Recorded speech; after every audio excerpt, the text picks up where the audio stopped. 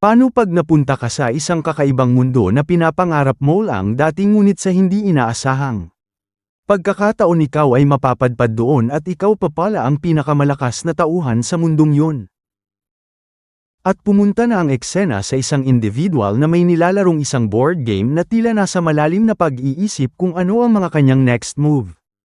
At pinakita na nga ang kamay naglalaro nito habang sinasabi niyang na-arrange ko na ang dapat kung gawin ngayon ikaw naman ang susunod. Habang parang naglalabas ito ng kakaibang aura habang naglalaro ng ganggi. Isang maaliwalas na kalangitan na nga ang pinakita sa eksena na may iba't ibang tunog na bumabalot sa paligid. Ang bubungad sa atin. At pinakita na nga ang ating bida kaya pala may kakaibang tunog na naririnig ito ay nasa sayadad na maraming mga iba't ibang tao mga sasakyan at makikita ang pagiging modern ng isang sayadad ating makikita at pagdating mga posture at mga gadget na makikita rito. Kaya naman natutok sa cellphone ang ating bida na may binabasa at sinusubaybayan nga itong isang kwento at hindi niya pinapairal ang kanyang kamalayan sa paligid at focus lang ito sa kanyang binabasa. At may nakita nga itong gusto niyang basahin kaya nasabi nga din niyang bibilhin ko ito. Biglang tumunog ang kayang cellphone na gulat ito at di niya inaasahang tatawagan siya ng kanyang boss sa trabaho. Ika nga niya papunta na po ako boss nasa daan na po ko, samgagot nga ang kausap niya sa telepono, sige bilasan mo anong oras na nakalimutan mo yatang may napag-usapan tayong oras ng pagpasok. At pinakita din sa eksena dito na nakago ang pedestrian traffic light. Dali-dali naman itong humakbang sa pedestrian line para makatawid dahil nagmamadali na nga ito sa pagpasok ngunit biglang nagpula nga ang traffic sign, napalingon nga bigla ang ating bida natapos na pala ang counting ng go ng traffic sign ngunit nasa gitna na nga ang ating bida at merong malakas na basina kaya pala ito napalingon ng biglaan kung saan niya ito naririnig. Di na nga nakareact ng maayos ang ating bida dahil sa mabilis na pangyaayri na bangga na nga ito ng isang malaking truck. Marami na ngang dugo ang makikita sa daanan at mga taong nag-uusap-usap at nagsisigawan sa gilid habang nakita nila ang pangyayari. Makikita naman natin na naghiyo-hinggulo na ang ating bida at nasabi na lang sa kanyang sarili na dito na ba matatapos ang lahat, na may paghihinayang. Nasabi pa nga niya, ganito ba talaga pag namamatay na, ano-ano na ang nakikita kong iba't ibang bagay ngaon para akong lumulutang sa isang lugar na di malinaw sakin kung nasan ako. Mapapansin nga natin na nasa malaking board game siya na tila isa siyang pyesa doon. Habang may naririnig siyang nagsasalita sa kanya ngunit di malinaw sa kanya at nararamdaman niyang isang maligamgam na aura ang bumabalot sa kanyang katawan. At isa nga siyang pyesa dito sa laro at hahawakan na nga siya ng isang kamay na misteryo sa atin kung sino ito. Napapikit na nga ng tuluyan ang ating bida ngunit nangiti ito at sabi niya ang sarap sa pakiramdam-ramdam ko yung pakiramdam na parang buhay pa ko. May bumulusok nga na isang bagay sa isang kakaibang lugar na tila napapadpad dito sa ibang mundo. Pinakita na nga dito ang isang character na may mahabang buhok na tila natutulog. At bigla nga itong nagising na may pagkagulat sa mga nangyayari sa paligid. Tila nagsasalita nga ito na sabi niya ano tong nararamdaman ko, bakit hindi pa ako patay at ano itong kasuotan na ito?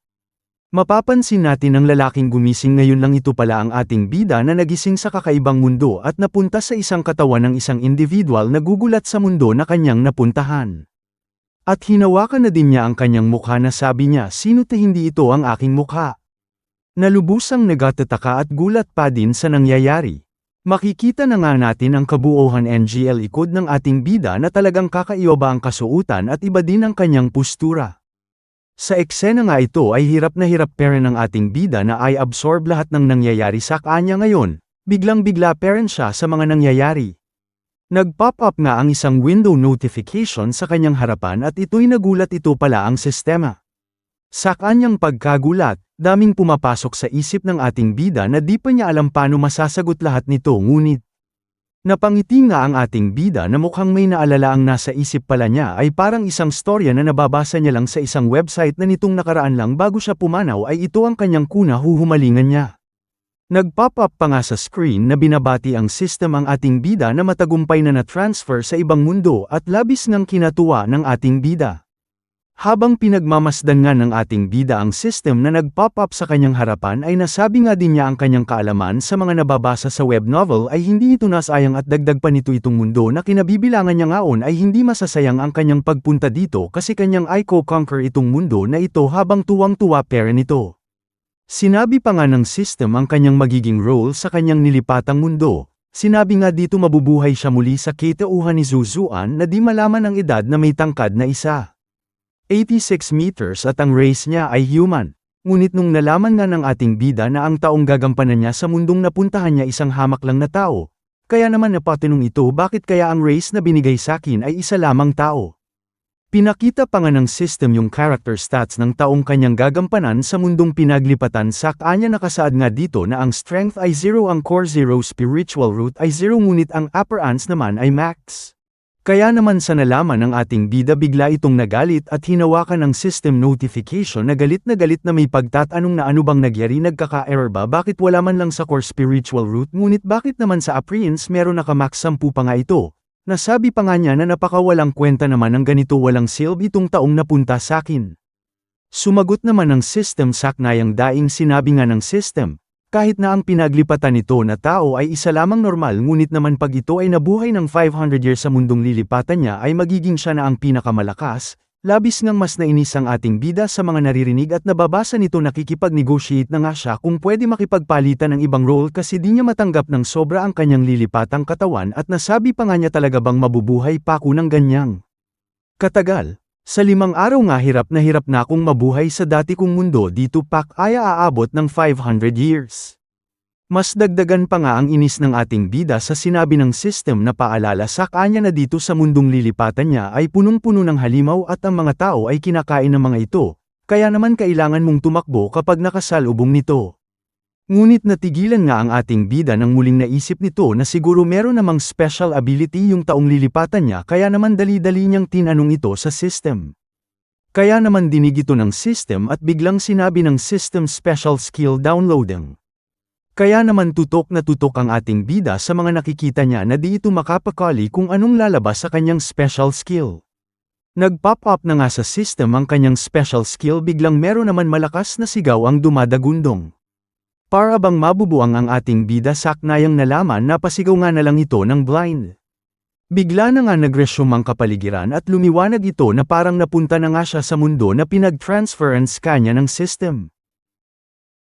At pinakita na nga ang ating bida sa katauhan ni Zuzuan at inisip niya peren nga ang kanyang special ability na blind, literal nga itong blind dahil hindi niya nakikita ang paligid niya. Nagpatuloy nga sa paglalakad ang ating bida ngunit hirap nga ito dahil nga sa kanyang kapansanan hindi special ability disability pala. Pinakita na nga ang buong itsura ng ating bida at dito nga talagang mako-compare natin na nakamax nga ang appearance niya dahil di naman natin maitatanggi na napakagandang lalaki ito. At inisip nga ng ating bida na pinag-try-tripan lang siya ng system.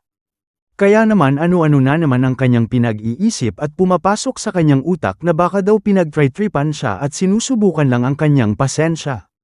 Kaya naman lakas loob at napasigaw nga ito na di daw siya magpapatalo sa ginagawa sa kanya ng system at ipapakita nga daw ng ating bida na gaano siya katatag.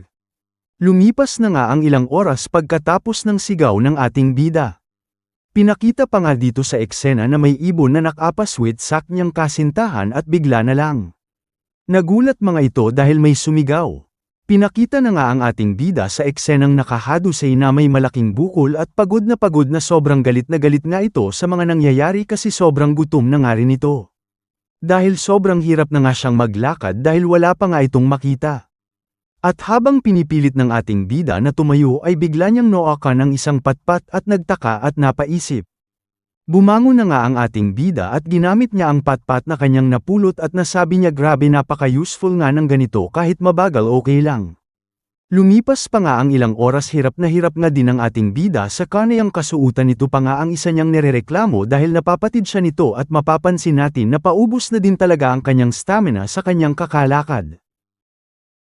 Hanggang sa may naamoy siyang kakaibang bagay na mukhang masarap at sinundan nga niya ito. Di nga siya nagkamali at ito nga ang kanyang naaamoy na nasabi niya na mukhang masarap. Dali-dali nga niya itong sinubo ngunit sa kanyang pagsubo nasuka na lang din siya at di niya makain dahil ang sagwa daw ng lasa nito habang humingi nga siya ng saklolo sa kanyang magulang na iligtas nga daw ang ating bida. Bigla naman may malakas na namang kalabog ang dumagundong. Ito pala ang ating bida na naumpog sa nakausling sanga ng puno sa kanyang harapan, di nga niya ito napansin kasi di naman ito saklaw ng stick na kanyang hawak-hawak.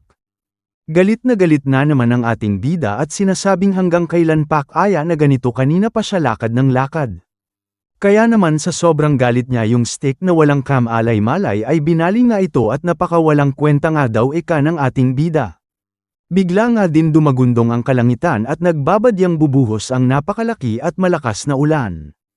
Di na nga nagtagal at binuhos na nga ng kalangitan ang malakas na ulan at di na nga nakasilong ang ating bida dahil hirap nga ito kaya di na din nakakita ito ng kanyang sisilungan na bakas naman sa kanyang mukha na ang lubos nitong kalungkutan sa mga nangyayari. Nasabi na lang ng ating bida sa kanang sarili na may kalungkutan na nadarama, lumakas pa daw ang ulan pero kailangan itong magpatuloy wala naman na itong magagawa. Sa katulad niyang na-train sa pagiging office worker mahirap din naman ang dinadanas niya doon pero kinakaya niya, ulan lang ito. At pinakita nga ulit ang tagpo na tungkol sa board game na magsisimula na nga ang isang laro sabi ng isang boses ng isang karakter na nagpakita nung unang senaryo bago napadpad ang ating bida sa bagong mundo. Bigla naman napahinto ang ating bida at nagulat sa kanyang nakita. Nagulat nga ang ating bida sa kanyang nakikita dahil bakit ang system ay nakikita niya ngunit ang sa paligid na daw wala parent siyang nakikita. Napakatagal pa nga ng paghihirap niya at nasabi din niya system warning ano na naman ba ito pahabol na nasabi ng ating bida. Pinakita pa nga ng system na may paparating ng halimaw sa kaniyang lokasyon. Kaya naman bigla itong nag-carry pa ng paglalakad kahit hirap na hirap ito nabatid natin na lubos itong nangangatag dahil ito na nga yung kanyang kinakatakutan na mangyari dahil wala man lang siyang lakas para harapin ito kundi ang magagawa niya ay tumakas at hindi ito mamatay. Wala ngang tigil kaka-warning ang system dahil sa papunta sa kanyang lokasyon na sobrang bilis nga nito at sobrang malapit na sa kanya.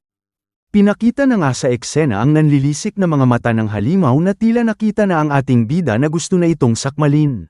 Nagpunta na nga ang eksena sa bundok ng Huagoshan at biglang may kumalabog na maririnig na parang may nahulog. Ito pala ang nabasag na narinig natin isang base at meron tayong makikitang isang nilalang na parang ito ang nakahulog at nakabasag ng base. Pinakita na nga sa eksena kung sino yung nilalang na may nabasag na base sa kanyang tagiliran na mukhang may kinakausap itong nilalang dahil sinasambit niya na mukhang eren itong binabati na may kalungkutan sa kanyang pagmumukha nga ng nilalang na ito. Mukhang di maganda ang itong araw ngayon meron bang bumabagabag sa inyo? Ito pa lang ang kinakausap ng nilalang kanina na may mabalahibong katawan at mahabang buhok, ito pala ay kanilang hari ang Monkey King. At nagsalita na nga rin itong tinuturing nilang hari ng mga unggoy at nasabi nga niya, paano ako magiging masaya?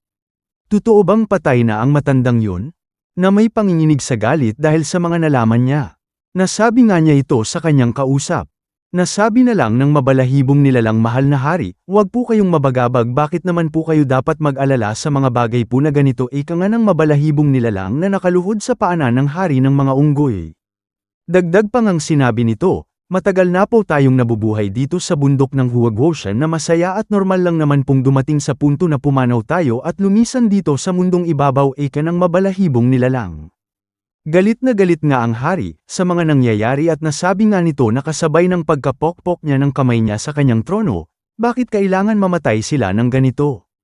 Bigla naman sumagot ang nilalang na may mabalahibong katawan, at nasabi nga nito sa heaven and the earth meron pong nilalang kayang-kaya mag-control about sa life and death, at dagdag pa niya, yung isa ay para sa Buddha pangalawa para sa immortals at pangatlo sa mga divine beings, ito nga ang mga paliwanag ng mabalahibong nilalang sa kanyang hari. Nasabi nga niya totoo ba yung mga sinasabi mo nga ng hari sa nilalang na mabalahibo. Kaya naman tumayo na nga ang hari at interesado sa kanyang naririnig at gusto na niyang umalis at magpunta sa tinutukoy ng kanyang alagad. Tuwang-tuwa nga ang hari at nasabi nga nito na bukas din kailangan kong mag-cultivate hanggang maging immortal tama ba? Tanong niya sa kanyang alagad. Lumipas na nga ang isang araw na may magandang pagsikat ng araw at may kalmadong panahon. Pumunta na nga ang eksena sa pag-alis ng hari na desidido siyang malaman ang kasagutan ng gusto niyang mangyari kaya gumawa ito ng bolsa para maglakbay at lumakas ito. At nag-iiyakan na nga ang mga nilalang sa isla at wala naman silang magawa dahil desidido na ang kanilang hari na umalis para lumalakas at nasabi na lang nila na mag-iingat po kayo Palage, mahal na hari na may kalungkutan. Nagpaalam na nga ang hari at sinabi niyang huwag kayong mag-alala, babalik agad ako kaya mag-iingat din kayo. Nasabi nga niya ito na may ngiti sa kanyang mga labi pero sa selubing niya kailangan niyang lumakas para mas maprotektahan niya ang mga nasasakupan niya. Pinakita na nga ang malalakas ng kidlat at sobrang ugong dahil sa mga malalakas din na kulog at mga hangin, at mababatid natin na sobrang lakas din ng ulan. Lumipas na nga ilang taon at di na din kinayanan ng sinasakyan ng hari dahil sa malakas na bagyo at napadpad nga ito sa isang isla. Naglalakad-lakad na nga ang hari sa dalampasigan na pagod sa mga nangyari sa kanya. Napahawak na nga ito sa isa bato na tila patutambo na ito sa sobrang pagod. Ngunit pinipigilan niya na sinasabi niya sa kanyang sarili kailangan niyang makahanap ng masisilungan. At nasabi na nga rin niya sa eksenang ito na, matagal-tagal na din kailangan kong lamkas at makabalik agad. At napaupo na nga ito sa isang tabi, na nagkaroon na siya ng pagdududa sa kanyang ginagawa dahil sinasabi nga niya na hanggang kailan pa ba ako maglalakbay, dami kunan din natutunan ngunit alam ko sa sarili ko na di ko pa nakukuha ang gusto ko. Kaya di ako agad makakabalik dahil di ko kayang makita ang mga kasama ko na nadismaya sa mga ginagawa ko at di pa ako ganong kalakas para maipakita ko sa kanila at maituro ko din ang mga nalalaman ko. Ika nga ng hari ng mga unggoy sa kanyang sarili habang nababasa siya ng ulan. At pahabol pa nga niya sa kanyang sarili na totoo ba kayang may malalakas ng individual sa mundo na narating ang pagiging immortal at isang god? O nangangarap lang din ako na makatagpo ng ganito at makakaya ka bang makapunta sa kanilang level? Ika nga ng hari ng mga unggoy. At nasabi na nga niya ulit na may panginginig sa kanyang kamay na meron din pagdududa sa kanyang sarili na kailan ka bang bumalik na wala man lang magandang resulta ang mapapakita ko. At bigla ngang kumidlat at kumulog ng malakas, at para bang may isang malakas na presensya na bumabalot sa isla. At ito nga ay naramdaman ng hari ng mga unggoy kaya naman pinapakiramdaman niya saan ito nagmamula. At dali-dali naman itong hinanap ang lokasayon ng kanyang na-detect na individual. At patuloy nga niyang sinasbi ano kaya itong nararamdaman ko, ano bang klaseng halimaw ito, isa ba itong demonyo o ano? Ika nga ng hari ng mga unggoy at ng paghawi niya sa isang halaman at laking ulat nga niya. Laking ugalat nga niya sa kanyang mga nakikita at nasabi na lang niya ano te ito be isang, di na nga niya natuloy ang kanyang sasabihin dahil pinakita na nga ang tagpo ng ating bida na basang-basa ito sa ulan na natayo peren. At di nga tayo nagkamali dahil ang nakita ng hari ng mga demonyo ay ang ating bida na nakatayo sa ulanan, at nasasabi nga ng hari ng mga unggoy na, sa unang kita ko ay para siyang tao pero iba yung nararamdaman ko na tila parang isang Diyos na nakatayo sa aking harapan dahil di ko mapaliwanag ng maayos ang nararamdaman ko dahil iba yung kanyang presenya. Ika nga ng hari ng unggoy sa ating bida. Dagdag pa nga ng hari ng mga unggoy, na tila naa-amazed sa kanyang nakikita sa ating bida sa kanyang tindig at presenya. At nang natatanto ng hari ng mga unggoy na tila ang sarap sa presenya ng ating bida dahil hindi pa ito nakakalapit ng lubusan, iba yung pakiramdam niya, na tila nagiginig ang buong katawan niya sa presenya ng ating bida. At dama ko na din sa eksena sa ating bida na sinasabi niya sa kanyang sarili na mamatay na ko dahil pinakita na nga ng system sa kanya na nasa gilid lang yung nadedetect nito, na sobrang kabado na nga nag-ating bida.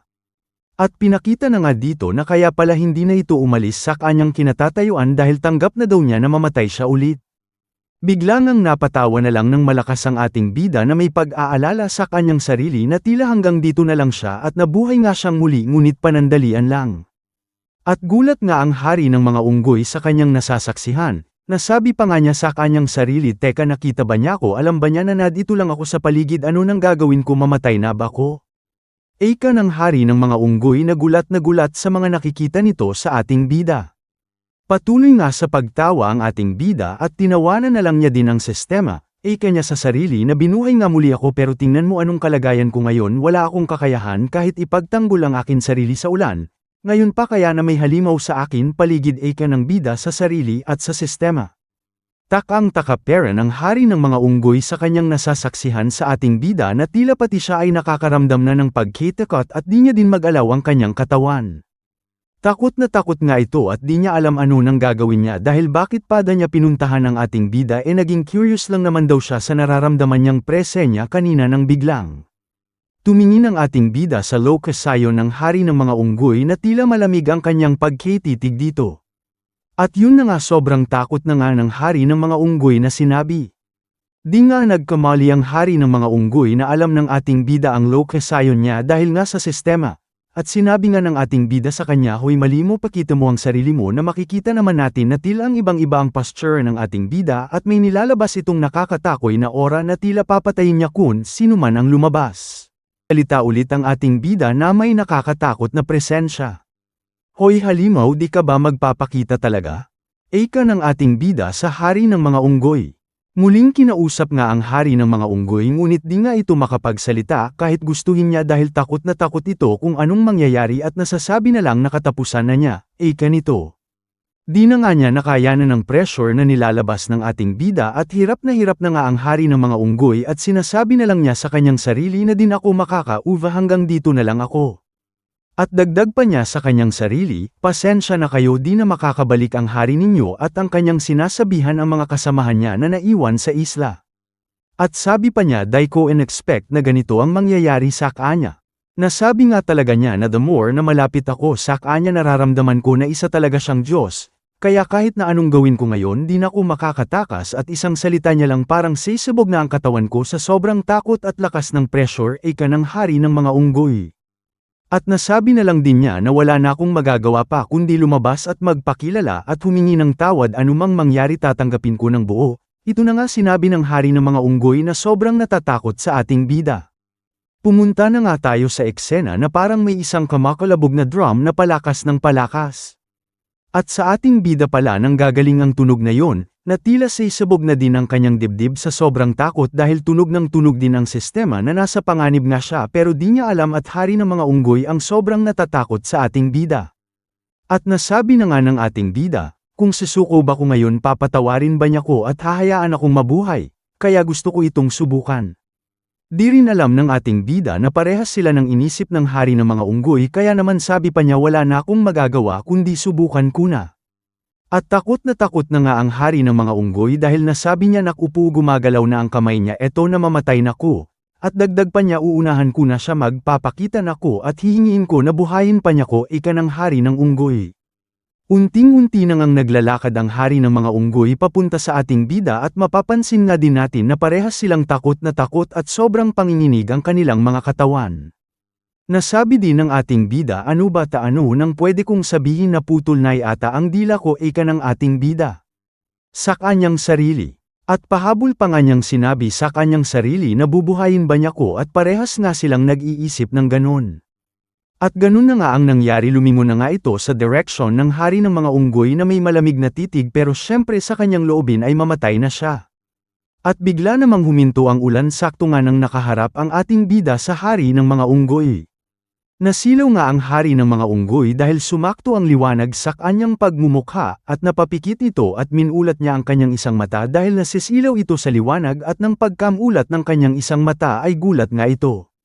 At nang humarap ang ating bida sa hari ng mga unggoy ay saktong-sakto nga ang pagtatagpo ng kanyang mga kamay at liwanag ng araw sa kalangitan at nagmukha talaga itong isang Diyos at sabay nagsalita ulit ang ating bida na may malamig na boses, sabi nga niya, "Halimaw." At pagkasabi niya nga ito habang nakataas ang kanyang kamay, dagdag pa niya ay, "Halimaw, maaari bang?" Hindi na nga natuloy ang kanyang sasabihin dahil may narinig siyang boses na tila may panginginig at isang kalabog.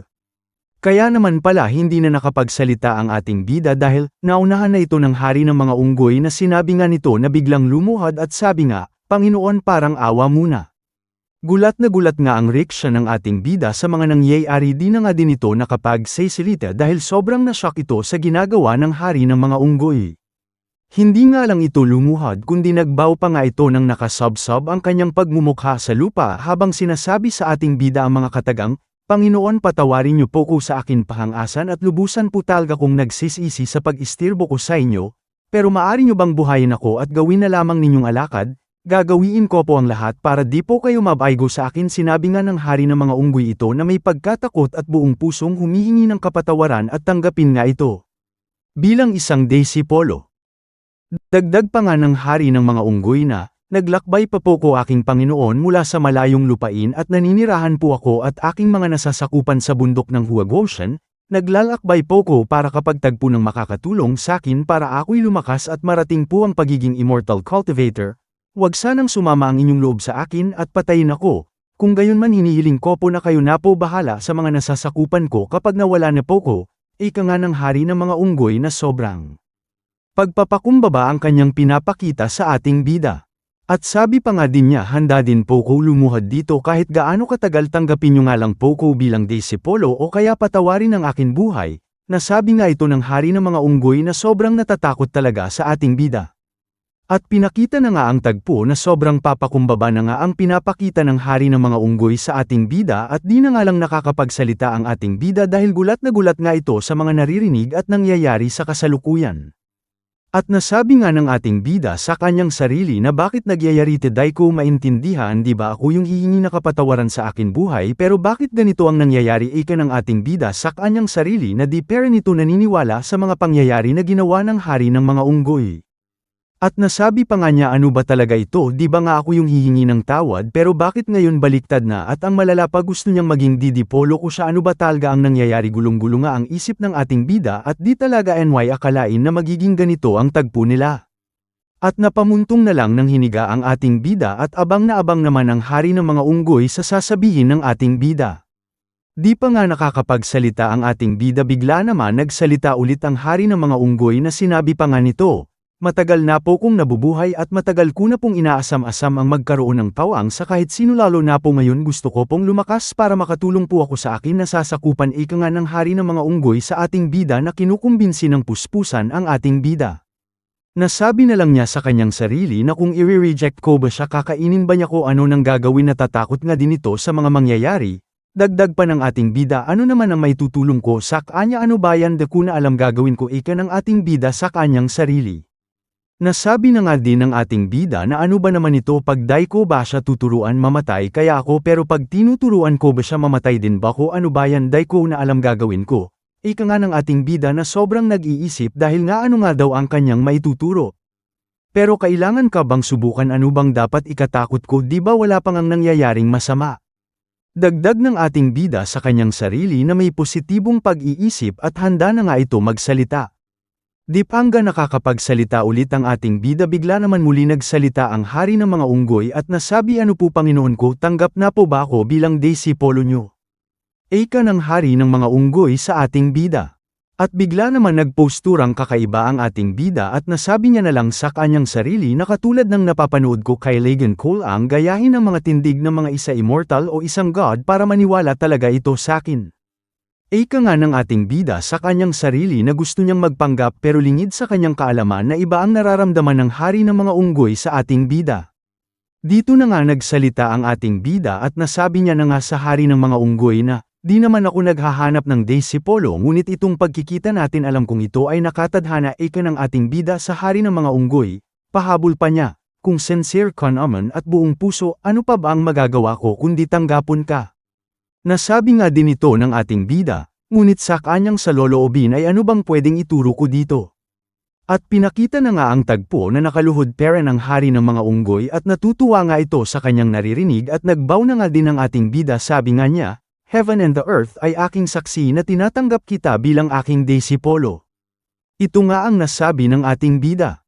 Energetic ngang sumagot ang hari ng mga unggoy na opo Panginoon ko day ko po kayo bibigwin sobrang nagpapasalamat ako ng sobra sambit ng hari NGM ga unggoy sa ating bida. At patuloy na itong nagbow din sa ating bida at nasabi din niya na gagawin ko po ang lahat at desidido po akong mag-focus lang sa aking pag-aaral at sisikapin kong dapo ko makaabala po sa iyo. Ika ng hari ng mga unggoy sa ating bida. Nasabi na lang ng ating bida sa hari ng mga unggoy na tutal wala ka ng magulang siguro naman meron kang pangalan na pwede kong itawag sa iyo ika ng ating bida sa hari ng mga unggoy. At umagat na lang nga ito na yes Panginoon wala po kong magulang pero meron naman pong tawag sa akin unggoy o ano pong gusto nyong ay tawag po sa akin kayo na po ang bahala Panginoon ko ika ng hari ng mga unggoy sa ating bida. Kaya naman nagsalita ang ating bida sa hari ng mga unggoy na sabi nga ng ating bida na tutal isa kang demon monkey pwede kong itawag sa'yo ganito na lang ikaw si Xiao San, at ang ibig sabihin ng Xiao ay maliit. At sinubsab nga ng hari ng unggoy pa ang kanyang pagmumukha sa lapag at lubusan itong nagpasalamat. Maraming salamat Panginoon ko, di lang po niyo ko niligtas sa kamatayan, tinanggap pa ninyo ko bilang disipolo niyo at anggon binigyan niyo pa po ko ng isang magandang pangalan, ika ng hari ng mga unggoy, at siya na ngayon si Xiao San. At nasabi na nga ng ating bida kay Xiao San, isa kang halimaw pero ang pagiging magalang, meron kang knowledge pagdating sa mga ganito, ika ng ating bida, at dagdag pa niya, tumayo ka na dyan, dahil ko naman kailangan ng sobrang formalities. Ika ng ating bida kay Xiao San na hari ng mga unggoy. Di naman nakapagsalita si Xiao San dahil sobra na siyang naa-amazed sa ating bida dahil sinasabi ni Xiao San sa kanyang sarili bawat bitaw niya ng mga salita, ramdam na ramdam ko na totoong isa siyang Diyos, ika nga ni Xiao San habang tuwang-tuwa na makikita sa kanyang pagmumukha. Tumaas naman ang sobra ang confidence ni Xiao San at proud na sinasabi na sa wakas magiging immortal na din ako, dahil ko sasayangin ang pagkakataon na binibigay ng aking Panginoon, ika ni Xiao San sa kanyang sarili na manghang-mangha sa ating bida. Nasabi nga bigla ni Xiao San sa ating bida, Panginoon, handa na po akong mag-training para maging immortal, at makikita naman natin ang ating bida na naiipit sa sitwasyon na di niya alam ang isasagot dahil nasabi na lang ng ating bida sa kanyang sarili na, grabe naman, ano ba tong ginagawa ko, na bigla lang naman ako sa mga pangyayari ngayon, ano bang maituturo ko sa unggoy na to, ika ng ating bida sa kanyang sarili na luhang-luha na nga. Naging seryoso nga ang tagpo dito dahil nasabi na lang ng ating bida, Xiao San, makinig ka ng mabuti sa mga sasabihin ko, ito ang unang lesson na dapat mong malaman, at titig na titig at tutok na tutok si Xiao San sa ating bida na excited na nga itong marinig kung ano man ito. Nasabi nga ng ating bida kay Xiao San na ang unang cultivation na gagawin mo ay tungkol sa iyong katawan, ika ng ating bida kay Xiao San.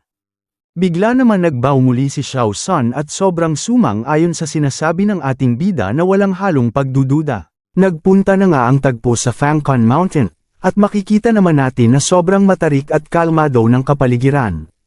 At nasa eksena na nga ng isang individual na tila bang mayroon itong ginuguhit o sinusulat sa isang lamesa, di nga niya ito matuloy-tuloy dahil sa lalim ng kanyang iniisip, di pa nga pinapakita ang isa na naman bagong nilalang sa eksena na tila bigmay tumatawag sa kanya na sinasabi Master Ancestor, ika ng boses na tumatawag sa isang matandang mayroon mahabang balbas. At bigla naman ang ini-reveal kung anong pinapakita kanina na hindi buong ang kanyang identification, at meron nga sa kanyang tumatawag. Bigla naman nagsalita ito, Master Ancestor, may ire-report po ako sa inyo, ika ng lalaking nagre-report sa kanyang master, at nasabi nga nito sa oras na ito ang isang unggoy ay nakaluhod sa mountain gate, at desididong maghintay na para matututo ito ng about sa Dao. Gulat na gulat nga ito sa kanyang naririnig sa nag-uulat dahil, ang takapera nito sa mga nalalaman niyang anunsyo ngayon. At nang lambas na nga ito sa kanyang silid para asikasuhin ang binalita, sa kanya na mayroon pagmamadali. At nasabi pa nga nito sa kanyang sarili, sakto ang aking kalkula, alam na alam kong mangyayari pero parang napakabilis naman yata, ika ng matandang mayroong mahabang balbas. At napunta na nga ang eksena sa paanan ng kanilang tinutuluyan at nandun nga ang individual na tinutukoy sa balita at nasabi na lang nito na Master Ancestor, bitang paggalang ng nilalang na nakaluhod sa harapan ng pasukan ng tinitirahan ng tinatawag niyang Master Ancestor. At di na nga nagtagal pinakilala na nga ang isang bagong karakter dito sa kwento, ito nga daw si Makak, ang 6 years. At ito nga din ang kanyang sinabi niya sa tinatawag niyang Master Ancestor. At dagdag pa niyang Master Ancestor, nandito din po ko upang mas matuto pa sa inyong nalalaman sa Dao para ako po'y lumakas nawa mapansinaya po ako, ika ng nilalang sa tinatawag niyang Master Ancestor. At napasigaw na nga itong nagsalita muli na nawa Master Ancestor ay matanggap niyo po ko, ika nito, at nasabi na lang ng tinatawag niyang Master Ancestor na ano ba yan, pero isa ka pa rin unggoy sa paningin ko, ika nito. Di pa nga ito nagbibigay ng sagot sa sinabi ng nilalang na nakikiusap na tulungan niya na para lumakas at matutunan ang Dao dahil inaalisa pa niya ang pangyaari at nasabi pa niya sa kanyang sarili na, ito ba yung unggoy na sinasabi sa prophecy, pero nakakapagtaka lang parang may mali, ika ng lalaking tinatawag na Master Ancestor sa kanyang sarili. At nasabi pa nga niya ulit sa kanyang sarili na ano ba to, dahil ko makalkula ang nangyayari, ano ba tong nangyayari talaga, ika ng tinatawag na Master Ancestor. Dagdag pa niya, nakakatakot ang individual na to, para bang isa itong Diyos, pag nagkamali ako baka ako naman ang mabura dito sa mundo, ika ng tinatawag na Master Ancestor sa kanyang sarili na takang-taka. Pumunta na nga ang eksena sa kalmadong panahon at sumisimi nga ang malakas pero masarap na hangin sa pakiramdam at meron ngang biglang sumigaw sa tuwa. Nanggagaling pala ang pagsigaw kay Xiao Sun, at umiinat nga ito na tuwang-tuwa sa mga narinig niya sa kanyang bagong Panginoon, ito ang ating bida. At nagsalita nga ito na tuwang-tuwa, sabi nga ni Xiao Sun na handa na po ako Panginoon ko, tapos na po kong mag-warm up, ika nito sa ating bida. Pagkatapos ng magsalita si Xiao Sun, bigla naman humakbang ang ating bida, tila may pupuntahan ito. Gulat na gulat nga si Xiao Sun habang minamasdan ng ating bida dahil meron na siyang nararamdaman na isang maligamgam na aura. Nasasabi na lang ni Xiao Sun sa kanyang sarili na wow, grabe, napakalakas talaga ang aking Panginoon, ano kaya ito, ika ni Xiao Sun. At dagdag pa nga ni Xiao Sun sa kanyang sarili na, naging inig ang katawan ko habang naglalakad at malapit ako sa aking Panginoon. Ganito ba talaga ang isang Diyos? Di kinakaya ng aking katawan ang paglapit ko sa kanya, makakatagal pa kaya ko, ika ni Xiao Sun. At takot na si Xiao Sun dahil may naririnig ito ng kakaibang tunog na napapaiyak nga ito sa takot. Yung naririnig ni Xiao Sun na nakaaktakot na tunog, ito pala ay nanggagaling sa tiyan ng ating bida at tumutunog nga ito dahil gutom na nga ito.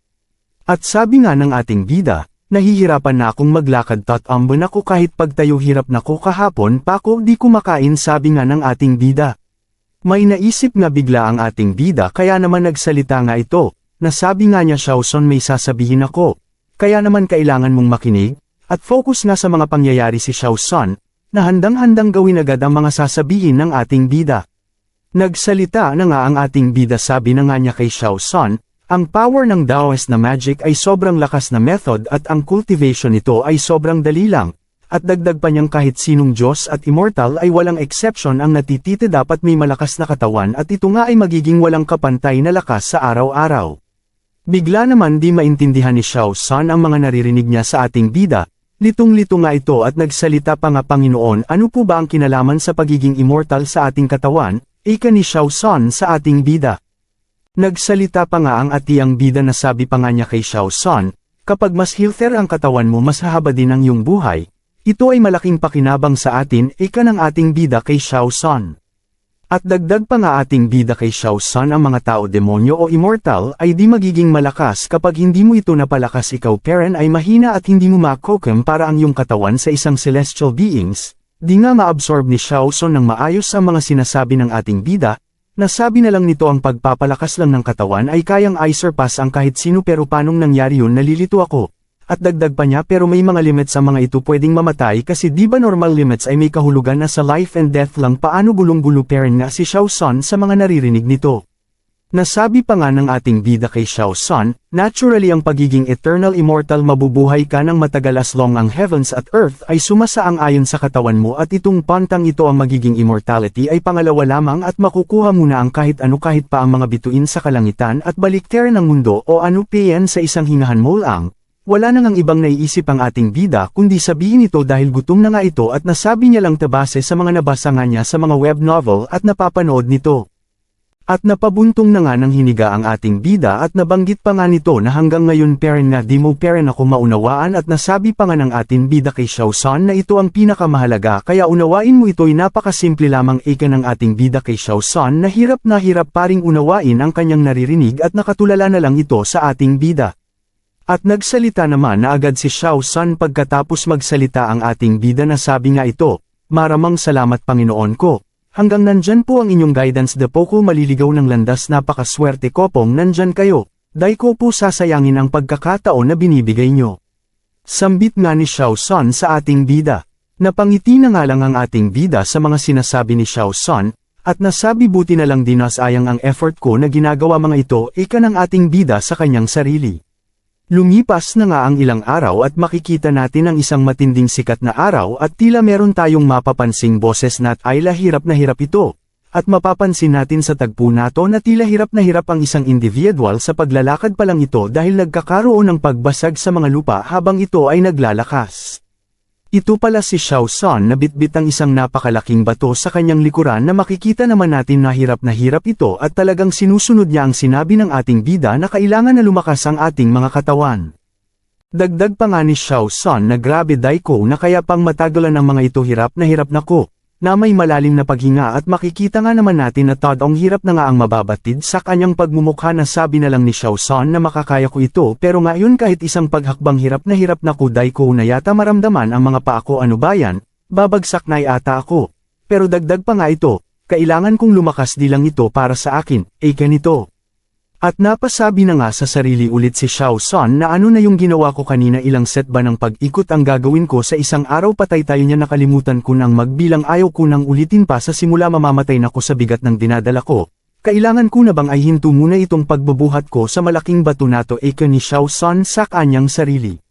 Bigla naman sa kasalukuyang handa na siyang sumuko may naalala siyang sinabi ng ating bida kay Xiao San ito nga ang kahit anong lakas mo di pa rin makukumapara ang sarili mo sa isang celestial mahina kap-aring nilalang at gulat na gulat nga ito kung kailan ito sisuko na doon pa niya ito naalala. Kaya naman imbes na huminto ito biglang sinabi ni Xiao San sa kanyang sarili na Ama Panginoon ko kapag hindi ko pinahusayan pa ang aking kasanayan at katawan kahit kailan hindi ako papantay sa kanat anong malakas na nabubuhay dito sa mundo o maging isang buhay na alamat. Dagdag pa ni Xiao San sa kanyang sarili na di ako papatalo kahit anong hirap iikot pa ako ng 10 ulit sa buong isla. Ganun naman pala ang ginagawang pagsisinay ni Xiao San sa pagbuhat niya ng malaking bato ito pala ay umiikot sa buong isla na bitbit nga ito at di niya inaantala na meron ding ibang halimaw sa isla basta tuloy nga ito sa kanyang ginagawa. Kaya naman muling umapoy ang kanyang fighting spirit na magpatuloy na nga kahit na ito'y nakakaramdam na ng pagkapagod at kahirapan sa kanyang ginagawa, at nasabi na lang nga niya na di ako pwedeng sumuko na lang sa ganito isa pa kong mahinang nilalang compare sa level ng aking Panginoon ang tinutukoy nga ang ating bida. Habang hirap na nga ito sa paglalakad patuloy nga pero niyang sinasabi na di ako sisuko lalakas ako magiging proud sa akin ang mga nasa isla kapag bumalik ako at matutuwa sa akin ang aking Panginoon dahil ko sa bibigwin sa pagtanggap niya sa akin bilang disipolo at makasabay din ako sa mga iilang malalakas na nagkaroon ng pangalan. Lumipas na nga ang ilang oras nakikita pero natin di pa rin tumitigil si Xiao San sa kanyang ginagawa at patuloy pa nga din niyang sinasabi na hindi ako papayag na magkaroon ako ng limit. Hindi pa ito ang aking limit ayaw kong ma-disappoint ang aking Panginoon sakin, ni Xiao San. Sa pagsisimula na ng ating kwento pinakita naman ang isang mataas na talon na napakasarap naman magbabad dito dahil sa malamig na simoy ng hangin at nakakatanggal nga ng sakit sa mga katawan natin at nang. Merong isang individual na humihikab ng malakas at kahit sino naman ay aantokan kapag ganito kakalmado ng kalikasan at lamig ng simoy ng hangin. Ang humihikab ng individual ito pala ay ating bida na tila pagod at nakaupo na lang ito sa isang malaking bato na habang sinasabi din niya sa kanyang sarili na, sobrang napapagod na ko ano ba tong pinasok ko mas pinahirapan ko pa ang aking sarili. Tinutukoy nga nito bakit tumanggap ito ng disipolo na wala naman siyang ibang kakayahan ngayon kundi magpahinga na lang sa maghapon. At dagdag pa niya wala na nga akong silbi isa na nga akong bulag na punta pa ako sa isang isla na di ko alam saan itong parte at ito ba talaga ang nakatanda na mangyari sa akin. Sinabi nga ito ng ating bida na may pagtatanong sa kanyang sarili, at nang napangiti na nga lang ito mukhang may binabalak na tipong nakaisip ng gagawin niya, at ang naiisip palang gawin nito ay magaling ako sa pag-analisa ng ilang bagay at kaya ko itong kalkulahin dahil meron akong advanced knowledge sa pananggalingan kong mundo at hahayaan ko na lang ang unggoy na gawin lahat at ako na bahala mag-compute nito lalo na ang pagsukat kung gaano kalaki itong isla matutulungan talaga ako ng aking kaalaman mula sa aking dating buhay ng ating bida sa kanyang sarili na magiging parang mata niya si Xiao San habang nag-train ito sa isla. At naiisip nga pa ng ating bida na sa ginagawa ni Xiao San na pag-train ng lubos itong lalakas ang kanyang katawan dahil ganito ang napanood ng ating bida sa sinusubaybayan niyang palabas nung nasa dati pa itong buhay niya. At ito pala ang sinusubaybayan ng ating bida sa kanyang dating buhay na kanyang pinapanood at familiar naman ito sa atin at nasabi pa nga ng ating bida, sa method ng ginagawa ni Xiao San mahahambing ko ito sa ginagawa ni Son Goku sa pinapanood kong Dragon Ball Z na habang nag-train siya sa pamumuno ni Master Roshi, syempre may scientific basis ito kaya pinagawa ito kay Goku, ng ating bida na may pagngiti sa kanyang sarili na isip pa niyang genius siya, tuluyan na ngang binuhat ng ating bida ang kanyang sariling bangko na sinasabi pa din niya. Grabe napakalakas ko talaga akalain nyo yun gagana dito sa mundo ang mga bagay na napapanood ko lang at walang ibang nakakaalam niyan syempre ako lang na may nakakatakot din na expression sa kanyang pagmumukha. At tuluyan na din nga itong tumawa ng tumawa dahil sa kanyang pinagsasabi sa kanyang sarili at mga naiisip nito na marami pa daw siyang nakandang plano at di lang sa Dragon Ball Z siya kukuha ng idea marami pa daw itong nalalaman at bigla naman may tumawag sa kanya habang nasa kasalukuyan siyang tumatawa.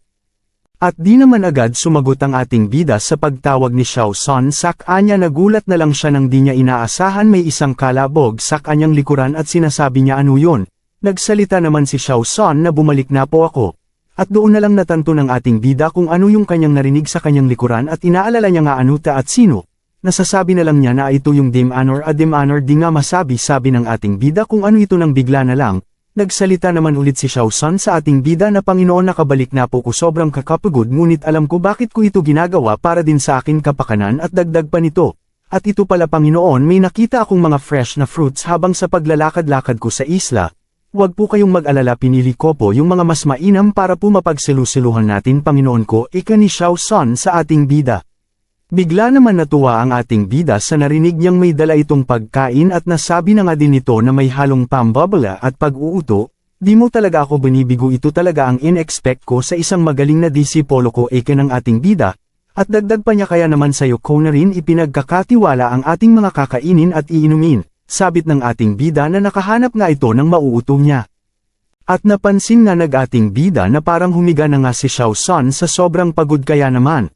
Nasabi na nga ng ating bida na tutal anong oras na nga magaling ang ginagawa mo kaya pwede ka nang magpahinga. At gulat nga si Xiao San dito na sabi anong magpapahinga.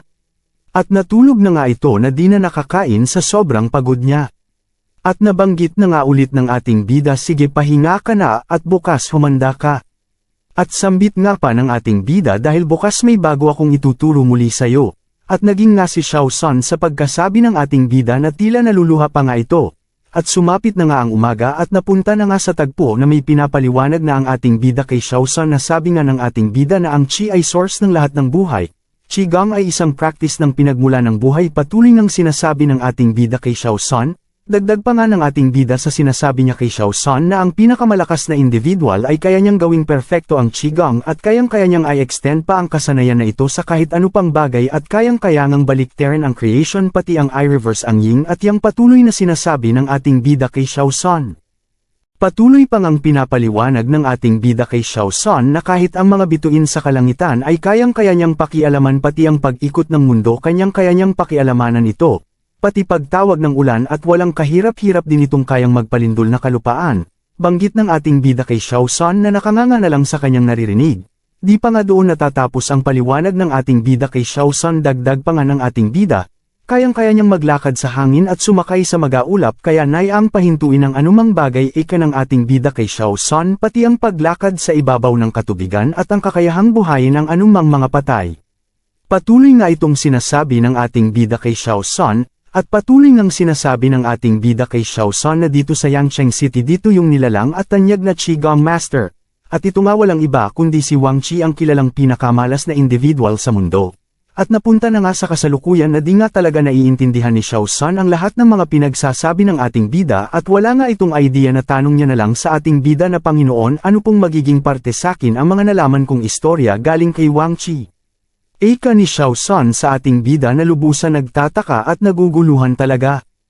At sumagot naman ang ating bida kay Xiao San na sabi nga niya na, "Oo Xiao San di mo pa ito maiintindihan ngayon pero itong cultivation na narinig mo base sa aking kwento ay yan din ang lesson na ituturo ko sa'yo."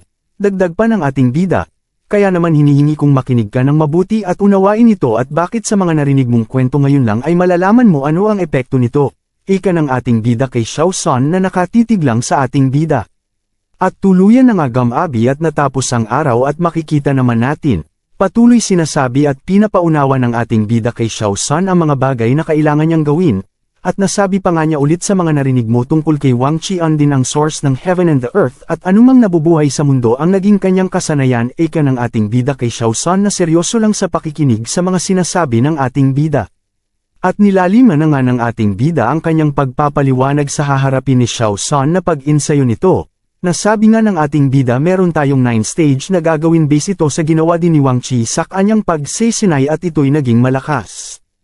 Patuloy ngang nagpaliwanag pa nga ang ating bida sa mga stages na gagawin na pagsesinay ni Xiao San, sabi nga nito, una ang gathering Qi, pangalawa ang cultivating Qi, pangatlo ang circulating Qi ang pang-apat ang Yang Qi.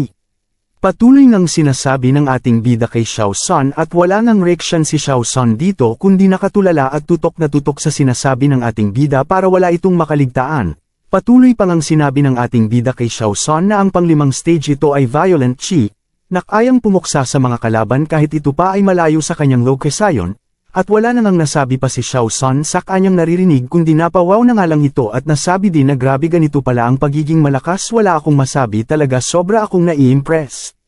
Ika ni Xiao Sub sa ating bida. At napapangiti na lang ang ating bida at nasabi buti alam mo Xiao Sun kung ano na ang mangyayari.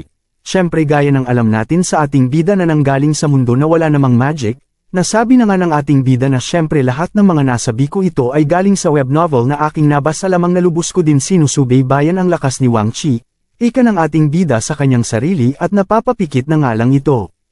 Dagdag pa niya napakasimple lang kung tutuusin at napakadaling maunawaan ngunit siyempre ginawa lang on para maraming mahok at makapagbasa nun. At nasabi pa ng ating bida sa kanyang sarili oo di ako nakakita ngayon pero may tiwala ako sa aking lesson at malinaw naman itong gag-ana. At nasabi pa niya napaka mapanganib ang mga mangyayari pero naniniwala naman ako sa pagiging inosente din ni Xiao Sun meron pera nitong pure na puso. At pinagpatuloy pa nga ng ating bida ang pagkwekwento tungkol kay Wang Chi kay Xiao Sun patuloy pa ngang sinabi ng ating bida na alam mo Xiao Sun may ginawa si Wang Chi. Na pagnanakaw ng revitalizing dance sa isang lungsod at sa City Lord pa niyang nagawa ito, at bigla niyang binagay agad sa isang prinsesa na si Lan Er. Napakamot ulo na lang si Xiao Sun sa mga narinig nito at nasabi na nga niya ano ba to Panginoon wala po akong naiintindihan at nasabi pa nga din niya na bakit ba gagawin ni Wang Chi mga ganon, ika ni Xiao Sun sa ating bida. At di nga lang pinansin ng ating bida ang mga sinasabi ni Xiao Sun patuloy nga itong nagsisilito na lang. At natanong na lang ng ating bida kay Xiao Sun na may na-discover ka na ba sa mga sinasabi ko? Dahil napansin ng ating bida na may gustong sabihin pang iba si Xiao Sun. Nasabi pa nga ni Xiao Sun sa ating bida, Panginoon bakit po ganun di ba nakuha na niya ang precious dan bakit di ba kailangan pa niya na ibigay ito sa iba kung pwede naman siya ang gumamit nito? Dagdag pa nito Panginoon kapag meron ka bang ganito kaimportanteng bagay ibibigay mo din ba ito sa iba ika ni Xiao Sun sa ating bida? Di mo ito naiintindihan sige papaliwanag ko sayo ng mabuti ika ng ating bida kay Xiao Sun, si Princess Lan Er kasi ay isang napakamagandang babae at si Wang Chi ay ito yung kanyang admire syempre out of love in love ito ng sobra kaya naman gagawin niya ang kahit ano kahit nakawin pa nga niya ang precious dan. At di nga maintindihan ni Xiao Sun ang mga ito kaya naman pinaliwanag ng ating bida sa kanya at ginawa si Xiao Sun na halimbawa paano Xiao Sun di ba isa kang demon monkey? Ngayon ilalagay kita sa sitwasyon na kagaya kay Wang Chi at Princess Lan Er makinig kang mabuti ika ng ating bida kay Xiao Sun patuloy ng pinaliwanag kay Xiao Sun ang pangyayari at makikita naman natin na may pag-iling ito ano kaya ang sinabi ng ating bida, nabanggit pala ng ating bida na Xiao Sun bilang isang lalaking demon monkey paano magkaroon din ng sobrang gandang babaeng demon monkey na ito yung pinakamaganda sa buong mundo anong gagawin mo dito? Bibigay mo din ba ang precious dan para makuha mo siya? Tanong ng ating bida kay Xiao Sun at sumagot naman si Xiao Sun syempre dai ko bibigay yun at napakahirap hajilapan yun bibigay kun alang ng ganun dai ko gagawin yun ika ni Xiao Sun ito pala ang dahilan bakit ito napangiwan ng tingi. Nasabi na lang ni Xiao Sun na napakimportante ng dan na yun di ako papayag na ganun na lang na makuha ito ng iba ika pa nga ni Xiao Sun sa mga gusto kumuha sa akin ito kapag meron ako nun kailangan nila akong i-challenge at kung sino ang mananalo mapupunta sa kanya ito dahil siya ang pinakamalakas. Dagdag pa nga nito ni Xiao Sun sa ating bida, kahit po ikamatay ko the kapo ito ay bibigay ng basta-basta pag meron po ko nun. At di naman agad nakapagsalita ang ating bida sa mga naririnig nito mula kay Xiao Sun. Kaya naman napaisip nga ang ating bida ng malalim at nasabi nga itong unggoy na ta at biglang may naalala siyang isang information. Nasabi na nga ng ating bida na, itong unggoy na to para siyang isang bato na walang pakiramdam pero napakatapang at punong-puno ng determination sa kanyang sarili. Nasabi nga ng ating bida punong-puno siya ng determination at napaka-rare ang makatagpo ng ganitong nilalang. Kaya naman alam ko na aking gagawin ngayon nasabi nga ito ng ating bida sa kanyang sarili at dagdag pa niya kung ganitong case ito ang gagawin ko. Iibahin ko ang kwento. Papalitan ko ito ika ng ating bida na imbis na katulad sa nilakera ni Wang Chi na kanyang kinikwento sa kanyang Daisy Polo ang gagawin iibahin niya ito ng bahagya. At ganun na nga ginawa ng ating bida at pinakita na nga ang tagpo nung nakuha ni Wang Chi ang precious dan nakikita naman natin na nasabi niya dami kong ginawang effort dito makuha ka lang kaya naman wala nang ibang makikinabang sayo kundi sa akin lamang. Ika nga ni Wang Chi, sa kwento ng ating bida. Akto ngang kakainin na niya ito ay susubo na nga niya ito ngunit meron siyang narinig na boses at kalabog ng pinto at napalingon na nga ito kung saan niya naririnig ang ingay na ito. At dito na nga nabilang ng tingin si Wang Chi sa isang lalaking galit na galit at ganun na lamang niyang sinipa ang pintuan at nasabi wala ka nang magagawa na huli nakita napakatapang ngunaman ka nang sumipa sa pintuan. At patuloy pang ang nagsalita ito hoy Wang Chi ang lakas talga ng loob mo anong pumasok sa isip mo na gawin ang mga bagay na ito ka nang nagwawalang nilalang na sumipa ng pinto. Dagdag pa niya kapal ng pagmumukha mo para nakawin ng precious dan dito sa pamamahay ng City Lord. At mapapansin naman natin ang isang babaeng kasama nito na natutuwa sa pinagsasabi at ginagawa ng lalaking sumipa ng pinto. At nagsalita na nga ang babae sa kanyang isipan na Wang Chi wala ka ng takas at magagawa pa deserve mong mamatay ngayon ito nga ang kanyang sinasambit sa kanyang isip. Nabigla naman si Wang Chi sa kanyang paglingon at di niya akalain ang tagpo na to dahil ang babaeng kasama ng nagsipa ng pinto ito pala si Princess Lan kaya mababatid sa pagmumukha ni Wang Chi na naguguluhan bakit nandito si Princess Lan at nasabi na lang nito na pauutal ang pangalan ni Lan Sobrang bango nga nag-supremacy ng Feralde. Sa gusto nga ng ganitong scents na oil base na tatagal ng almost 5 hanggang 8 hours ang effects at talagang mapapalingon kaninong amoy na yun available na nga sa ating TikTok shop nilagay ko na nga sa may ibaba ang link pag gusto nyo rin umorder. Sa nakaraang video nga natin pinaliwanag ng ating bida na ang Chi ay ang source ng lahat ng buhay.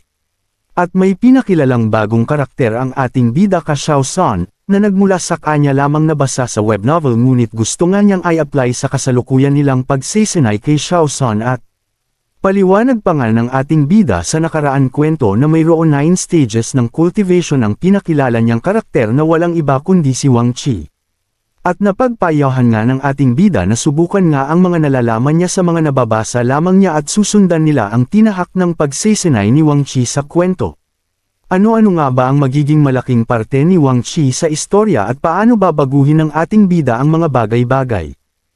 Sa pagpapatuloy nga ng ating kwento isang malamig at kalmadong kapaligiran at maliwanag na bumabalot sa kalupaan ang nanggagaling sa liwanag ng malaking buwan ang bubungad nga sa atin. At makikita nga natin ang tagpo na nasa malalim na pag-iisip si Xiao San habang nahahiga ito sa damuhan at pinapakiramdaman ang halimuyak ng malamig na hangin at sobrang katahimikan ang bumabalot sa kapaligiran, at ang iniisip nga ni Xiao San ay tungkol pala sa mga nakwento ng ating bida sa kanya at reaksyon pa nga ni Xiao San dito. Ang mga nasabing mga lesson sa akin ng aking Panginoon lubos ko talagang hinahangaan yun. Dagdag pa nga ni Xiao San na, sobra akong nababagabag kung ano na ang mangyayari kay Wang Chi. Tinutukoy nga ni Xiao San ang nakwentong malakas na individual sa nabasa nitong web novel, na wala naman kaalam-alam si Xiao San dito. At patuloy pa nga itong nagmuni-muni habang pinagmamasdan ang kalmadong kalangitan at dagdag pa nga ni Xiao San sa kanyang sarili na, ganun pala ang pagiging immortal cultivator ay hindi talaga ito biro na basta-basta muna lang ito matutunan, at hindi rin ito para sa lahat. Parang kayo hindi kayo para sa isa't isa kaya magising ka na sa katotohanan. Iniisip pa nga ni Xiao San na, katulad ni Wang Chi na lumakas pwede rin kayang mangyari sa akin yun. At ano naman kaya ang pakiramdam na nasa immortal level ka ni Xiao San sa kanyang isipan at sabi pa nga niya naglakbay ako ng sobrang layo at dahil ko inaasahang mapadpad dito mukhang nakatadhana na ba't alaga kaming mag-meet ng aking Panginoon. At natatakot akong mabaigo lang sa akin ng Panginoon baka naman wala akong kakayahan at masayang lamang ang mga ituturo sa akin pa nga ni Xiao San na lubos aalala sa kanyang sarili. At pinakita na nga ang eksena na kung paano tinuturan si Xiao San ng ating bida ito'y pala ay kasama sa iniisip ni Xiao San at patuloy pa nga niyang sinasambit na, tanggap ko na napaka-stricto ang pagtuturo ng aking Panginoon pero alam ko naman bakit niya yun ginagawa ni Xiao San dagdag pa nga rin niya di lang niya ko talaga tinuturan ng maayos kundi kasama ang kaisipan lalo na ang katawan ko sa pinapatibay niya. At sobrang lalim at lawak ang alam niya na dahil ko naisip na ganun pala dapat yun nasabi. Na nga ni Xiao San. At dagdag pa nga ni Xiao San habang pinapakita ang figure ng ating bida na, sa talang buhay ko ngayon palang ako nakatagpo ng ganitong kalakas at may malawak na kaalaman sa lahat ng bagay, dahil ko inaasahan na makakatagpo ako ng totoong Diyos, at sa mga sinasambit ng aking Panginoon grabe talagang isa lang akong langgam na walang kakayahan pero iba aking nararamdama katulad sa nakwento ng aking Panginoon na si Wang Chi na isa lamang siyang mortal pero dito ito sumuko, napakasimple lamang itong Nasasabi ng akin Panginoon pero alam ko may malalim itong kahulugan at dahil ko pa ito lubos na nauunawaan ika nga ni Xiao San sa kanyang sarili na lubusan nga niyang iniisip ang mga nasabi ng ating bida sa kanya. Nasabi pa nga ni Xiao San na katulad nga ni Wang Qi, ano kaya ang mga pinagdaanan nito para maging malakas at maunawaan ng lubusan ang malalim na kahulugan ng cultivation, ibig sabihin ba nun yung pinapagawa kaya sa akin na pagbuhat ng malaking bato para lumakas ang katawan ko ay based din kaya sa ginawa ni Wang Qi? Ito nga ang mga naiisip ni Xiao San habang patuloy pa rin itong nakahiga at inisip na lahat ng bagay na nasabi ng ating bida sa kanya. Bigla namang napaupo si Xiao San at may natanto, teka lang parang alam ko na oo, ganun nga ang pinapagawa sa akin ng Panginoon ang dahil ko nalalaman base sa nakwento ng Panginoon dahil ko talaga siya naiintindihan nung nakwekwento ito ng aking Panginoon pero ngayon pumapasok na lahat sa akin isip, ika nga ni Xiao San sa kanyang sarili, na may pagkagulat at ngiti sa kanyang pagmumukha. At naiisip pa nga ni Xiao San habang gulat na gulat pa nga ito sa kanyang pag-iisip na ngayon pa lang nga niya natatanto ang lahat at pumapasok pa lang sa kanyang kaisipan. Mga ito, kaya naman lahat ng pumapasok sa kanyang kaisipan mga natanto nito ay bigla na lang itong pumikit nag-meditate at meron siyang isang bagay na gustong malaman pa, kung ito ba ay gagana. At pinakita na nga sa eksena sa lalim ng pagmameditate ni Xiao San ay unti-unti nang nagiging ang kanyang aura at unti-unti na nga itong kumakawala sa kanyang katawan na sa mga oras na to ay hindi pa alam ni Xiao San na ganun na lang ang nangyayari sa kanyang katawan. Patuloy pang ang inisip ni Xiao San na ang source of life ay ang Qi, unawain ito ng lubusan at hayaan kumilos ito sa akin katawan namin ang bawat sandali pakiramdaman ang lahat na nabubuhay sa kapaligiran. Makikita naman natin sa tagpo nato ay lubos na ngang nauunawaan ni Xiao San ang lahat ng mga nasabi ng ating bida at nagising na nga ang kanyang awara at ito ay palakas pa ng palakas. Nasabi pa nga ni Xiao San habang nasa malalim na meditation, ang pagkontrol ng bagay-bagay na galing sa Qi at pati ang yin at yang pati ang pagbuo ng mga bagay-bagay at pagkontrol ng mga nilalang sa mundo at ang pagkabuhay muli ng paulit-ulit ito pa lang ang pakiramdam ng Qi at possible nga ang lahat na sasabi ni Xiao San habang ramdam na niya ang mga aura na bumabalot sa kanya. At hamingin na nga ito para namnamin ang mga nararamdaman nito na isip nga ni Xiao San na, ganito pala siguro ang pakiramdam, mukhang dai ko na naman na mamalayan na naktulog na yata ako pero hindi totoo ba to ang lamig na nagiging maligamgam at totoo ba ito paulit-ulit sinasabi ni Xiao San hanggang sa ito ay minulat na nga ang kanyang mga mata para kumpirmahin kung nanaginip ba siya o ano ang kanyang di mapaliwanag na nararamdaman. Gulat na nga talaga ito at di pa rin naniniwala sa mga nakikita nito na wala nang iba pang nasasabi dahil sa kanyang mga nakikita. At napasigaw na lang na totoo, grabe nagtagumpay akong unawain. At ganun na lang ang kanyang tuwa at pananabik at meron siyang gustong subukan, at tuwang-tuwa nga ito sa kanyang nagawa na makapagpalabas ito ng isang maliwanag na bilog na oras sa kanyang mga kamay at nasabi na lang niya na, grabe alam kong natatakot ang Panginoon na dahil ko ito mauunawaan at maiintindihan kaya naman mas pinababaw niya at dinanya ito sa isang kwento para maunawaan ko ito at main part sa akin ang cultivation method na more engaging pa. At lubos na ngang natutuwa si Xiao San sa maganang nangyayari na sabi pa nga din ito na Panginoon salamat po ng sobra opo dahil ko po talaga agad na unawaan habang sinasabi po ninyo ito patawad na matagal ko itong naunawaan pero ngayon unti-unti ko nang nalalaman sobrang natutuwa ako at papasalamat po ko ng sobra sa inyo alam ko pong kulang pa kaya mas pagbubutihin ko pa ika ni Xiao San sa kanyang sarili na proud sa ating bida na lubos nga din itong nagpapasalamat. Nasabi pa nga ni Xiao San habang nararamdaman ko po ito ang san sa sayo na ito mas uunawain ko pa ito ng mas mabuti at mas papalawaken ko pa ang nalalaman ko dito kaya naman bumalik sa pagmameditate si Xiao San para nga mas maunawaan pa niya ng lubos ang mga nasasabi nito. Tuluyan na nga napunta sa malalim na pangunawa si Xiao San at sarap na sarap nga ito sa kanyang nararamdam na tila napunta ito sa ibang mundo sa pakiramdam na ta. Patuloy pa hanggang nagme-meditate si Xiao San at ngayon ay unti-unti na din niyang nakokontrol ang kanyang aura at nagagawa na nga niyang palabasin ito ng mas malakas at makiaayon sa kapaligiran. Sa ginagawa nga ni Xiao San ay sabi nga niya na sarap ng ganito ayaw ko nang tigilan pa. Patuloy ngang nagme-meditate si Xiao San at patuloy nga din ito sa pagpapasalamat sa ating bida na kung di dahil sa kanya ay di niya mararanasan ang mga ito. At di na nang nga pigilan ni Xiao San sa paglinang niya ay sumabog na nga ang matinding liwanag sa isla. Nasabi na nga ni Xiao San na ano ba tong nararamdam ko grabe sarap sa pakiramdam para ang gan ng mga katawan ko. Ang napapansin pala ni Xiao San ay unti-unti na nga din itong umaangat talaga sa kanyang kinalalagyan dahil sa mga nauunawaan nito pagdating sa Qi. Lubos na itong natutuwa at nasabi na lang niya kulang pa ang pangunawa ko kaya naman bukas na bukas din ipapakita ko ito sa aking Panginoon, alam kong magugulat yun pag nalaman niya ito. Ika ni Xiao San na super excited na nga ito. Muli ngang pinakita ang isang piece ng chessboard na tila lumiliwanag ito at nagre-representa ito kay Xiao San na tila nga ito ay nag-awakening. Nagpunta naman ang eksena sa isang napakapayapang kalangitan at masarap na hangin na dumadampi sa mga puno at halaman na wala kang maririnig kundi huni ng mapayapang kalikasan. At pinakita na nga din sa eksena nato na mataimtim na nilalasap ng ating bida ang halimuyak ng kalikasan na mapapansin natin na sarap ito sa pakiramdam ng may biglang kumakaluskos sa kanyang likuran. Meron palang isang nilalang ang nagmamasid lang sa ating bida habang ito'y mataimtim na nagpapahinga at nilalasap ang hangin na malamig. Bigla naman nagsalita ang ating bida at alam naman na pala nito na may nagmamasid sa kanya at makikita naman natin na gulat nga itong nilalang nato at alam naman natin kung sino dahil sabi ng ating bida na oy nandito ka na pala. Lumabas na nga si Xiao San sa damuhan at nasabi na lang ni Xiao San habang naglalakad ito papalapit sa ating bida na, "Di ko po inaasahan na mabibisto nyo po ko nalaman nyo po palang ako yung nakatago."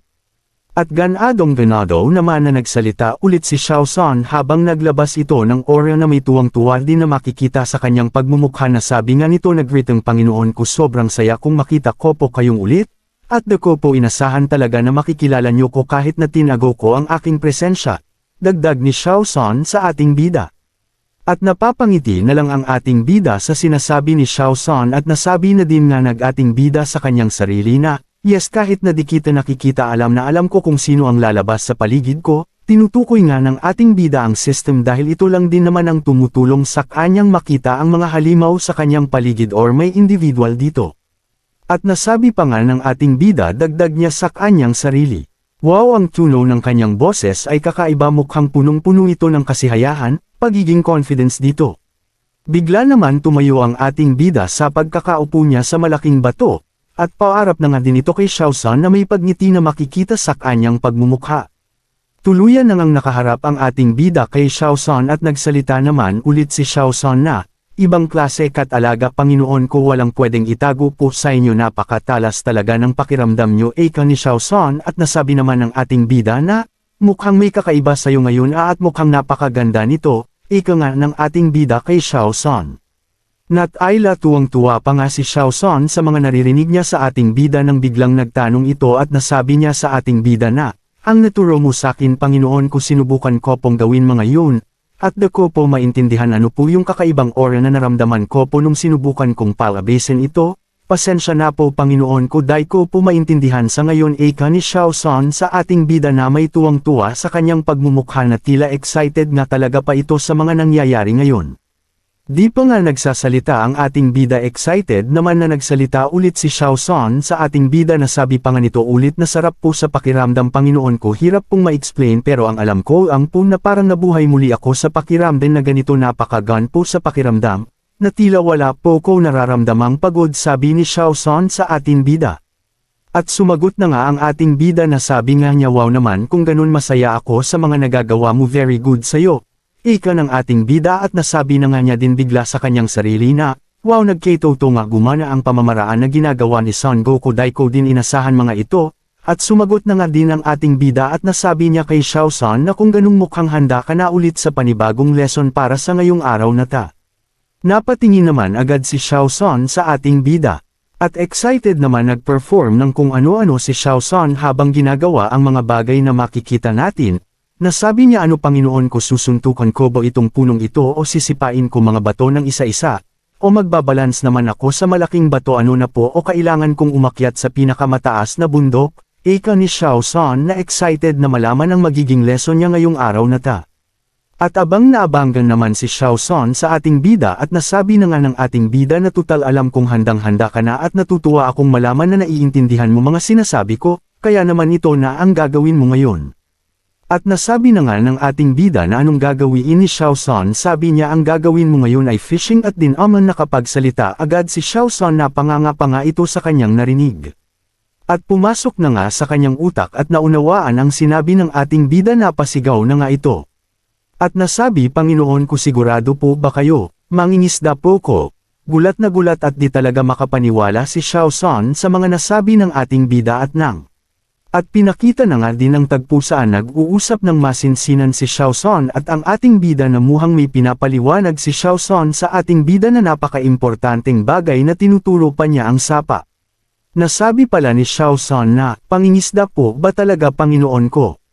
Sa totoo lang po, Panginoon, sa hindi po ninyo mamasamain at hayaan nyo pong sabihin ko po ito na, kwento ko muna po ulit na naglakbay po ko sa napakalayong lugar at napadpad po ko dito sa Taishushan, para maging malakas, tapos, di na nga napagpatuloy ni Xiao San dahil pinakita agad ang mukha ng ating bida na nasa malalim na pag-iisip dahil sa nasabi ni Xiao San at ang inisip pala nito ay ang nasabing lugar ni Xiao San na Taishushan, at Taishushan pala ay ka ng ating bida sa kanyang sarili.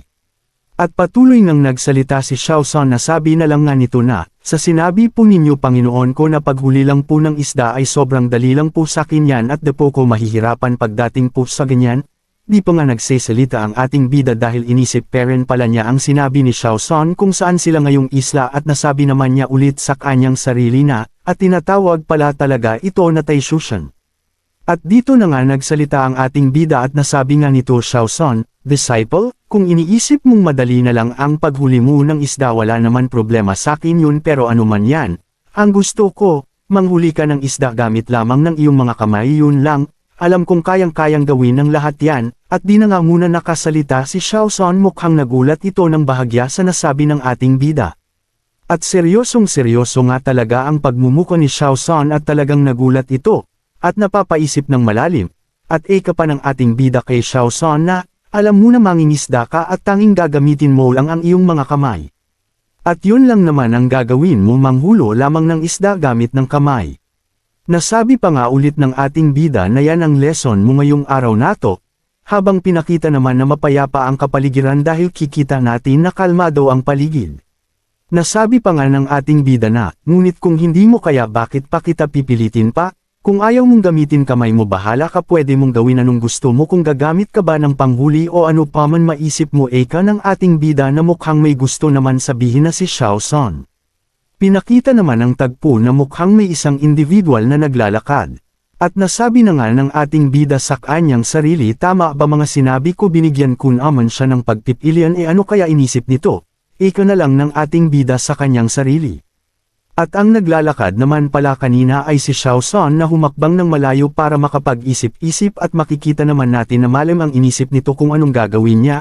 Kung mag-stay pa kaya ito o hindi na, ito ang mga katanungan na pumapasok sa kaisipan ng ating bida. At nasabi pa nga niya ulit na tingnan natin ano nang gagawin nito ngayon. Ano mang mapagdedesisyon mo, bahala ka dyan kung gagawin mo naman, pero nabigo ka at iisipin mong wala kang silbi kaya ayaw mo, bahala ka. Kung sisisihin mo naman ako, nasa iyong sarili na lang yan. Ito ang mga sinasabi ng ating bida habang nakikita nga natin nasa malalim na pag-iisip si Xiao San. At naisip nga ng ating bida na nakapag-isip na kaya siya ano gagawin niya. Mukhang meron na itong napagpayahan eka ng ating boda sa kanyang sarili. Nagpunta na nga ang tagpo kay Xiao San at ito pala ang kanyang iniisip sa mga oras nato. Ang paghuli lamang ng isda ay napakadaling gawin talaga at meron ako kaalamanan ngayon tungkol sa heaven and earth, pero paghuli ng isda. Katanungan ni Xiao San sa kanyang sarili na. Mukhang gulong-gulo pa din ito, bakit ganun ang sinabi ng ating bida, iniisip niya nung connect yung sa pagpapalakas. At napabuelta na nga ito paarap sa ating bida na napakabilis. At mukhang nakapag-isip-isip na nga si Xiao San sa ating bida at nasabi na nga nito pagharap pa lang niya, Master, wag po kayong mag-alala, hahanap po ko ng way para magawa mga tinuturo po ninyo. At hindi ko po kayo bibiguin, eka pa nga ni Xiao San habang sobrang lax ng confidence nito at nagpalabas ng kunting aura. At tuwang-tuwa naman ang ating bida, napapalekpak na nga ito sa mga sinabi ni Xiao San, at sabi pa nga niya sa kanyang sarili na buti naman sana makahuli agad siya at nagugutom na ko. Dagdag pa nga ng ating bida para mas maboost pa ang confidence ni Xiao San ay pinapasaya mo talaga ako ng sobrang, talagang karapat dapat kang maging disciple ko, eka ng ating bida. Na excited na din makakain. Dagdag pa nga ating bida na mukhang madali lang itong yutuan pero natutuwa talaga ko sa kanya na napaka-quick learner niya, at nagagawa siya ng paraan para i-apply agad ang mga sinasabi ko. Patuloy ng sinasabi ng ating bida sa kanyang sarili habang si Xiao San naman sa mga oras na to ay nagplap-ono na anong mga gagawin nito. At napakalalim naman ang kanyang iniisip at napalingon na lang ito ng mabilisan sa ating bida at nasabi, but there's still one thing na dapat tandaan, ganito. Pinakita naman ang ating bida sa mga nakita ni Xiao San. Nakikita niya nakakaiba talaga ang ating bida sa kanya. Paano ito tingnan ni Xiao San at naisip ni Xiao San na, kailangan kong malaman ang malalim na kahulugan nito. Mukhang napakadali lang ito kung tutuusin, pero alam kong may gustong malaman ng aking Panginoon ano ang ibig niyang sabihin at ituro dito. Nasabi nga ni Xiao San na napakaseryoso pero di naman niya alam gutom lang ang ating bida. At pinakita naman nga ulit ang kapaligiran na sobrang kalmado nito at meron pang nagliliparang ibon sa himpapawid. Pinakita naman sa eksena dito na mukhang naglalakad na ang ating bida at may pupuntahan ito at napabuntong na lang ito ng hininga at nasabi na lang nito sa kanyang sarili habang nakayuko na, matatagalan pa kaya siya talagang gugutom na ko ng ating bida at yun lang naman kasi gusto niyang mangyari, makahuli ng isda si Xiao San at makakain ito at di ba nga walang kakayahang gawin ng ating bida ito dahil nga wala siyang paningin. At nasa malam na nga ulit ito ng pag-iisip at nasasabi na lang ng ating bida na, Daiko naman siya pinipilit na gumamit ng kahit ano pero panong pagtaturo naman talaga ito, may similarity ba to sa mga ilang pagtaturo, sinasabi na lang ng ating bida sa kanyang sarili. At pinakita na nga ang tagpo na tilang hinang-hina na ang ating bida at nasasabi na nga lang nito na grabe tagal naman may naisip na kayang gawin yun, ilang oras na ba ang lumipas ng ating bida sa kanyang sarili na di matagalan ang gutom. Walang kung ano-ano, may isang nilalang na tila tumalon ng mabilisan. Si Xiao San naman pala ito na nagpadaos-dos papunta sa sapa na walang kung ano-ano ay nakalapag nato sa tubig pero hindi ito lumubog dahil gumamit ito ng chi. At nasabi na nga lang nito habang nasa ibabaw ng tubig na everything under heaven and earth na pwede kong gamitin. Tanong niya sa kanyang sarili at dagdag pa nga nito na, ano kaya ang ibig sabihin ng master sa sinabi niya? Patuloy na inisip ni Xiao San. May malamig na hangin nga ang dumampi sa kamay ni Xiao San at meron na biglang naisip ito. Nasabi nga nito na, magulo pa sa utak ko mga ganito, paano ko naman mapapakita sa Panginoon na magagawa ko ng tama? Ano na ulit kung naisip ko ni Xiao San na biglang nawala sa focus. Nasabi nga agad ni Xiao San na ay oo tama, yun nga naalala ko na ni Xiao San sa kanyang sarili na tuwang-tuwa. At di na nga nakapagpigil at hintay, ang ating bida at gutom na nga kasi ito at napagpasiyahan niya na tumayo na at magtungo pabalik kay Xiao San, ngunit biglang napahinto at nabigla sa kanyang napansin. Biglang nag-warning ang system sa kanya na mukhang may peligro na naman ang darating, at meron ngang nasabyang sa item na may parating na peligro sa ating bida na di agad nakapag-reak ito. Natanto naman niya agad na bakit ngayon pa, pwede bang sekona na lang, at kabado na nga ito. Pinalandakan pa nga ng system sa ating bida na may halimaw na naman ang papunta sa kanyang location. Di nga niya mapaliwanag kaagad ano tong nangyayari sa kanya, nga ton pa daw na gutom na siya, lage na lang daw kung kailan na maayos na ang nangyayari, biglang ganito ang mangyayari. Sa eksenang ito nagsimula na si Xiao San sa kanyang naisip paano makakahuli ng isda, kaya naglabas na ito ng aura habang wala namang kaalam-alam ang nangyayari sa ating bida. Habang nakapikit si Xiao San at naiisip na din niya ang sinabi ng ating bida na pwede nga niyang gawin ang kahit ano, pero ngayon ang naiisip ni Xiao San ang kahit ano na yun ay ang kanyang chi, ang kanyang susubukan. Makikita naman natin na sobra ang aura na nilalabas ni Xiao San ay palakas ng palakas at nang bigla naman nag-release ito ng aura at inipon niya ulit ito sa kanyang palad at makikita mas komportable na siyang gawin ito na tila naiintindihan na niya ang chi.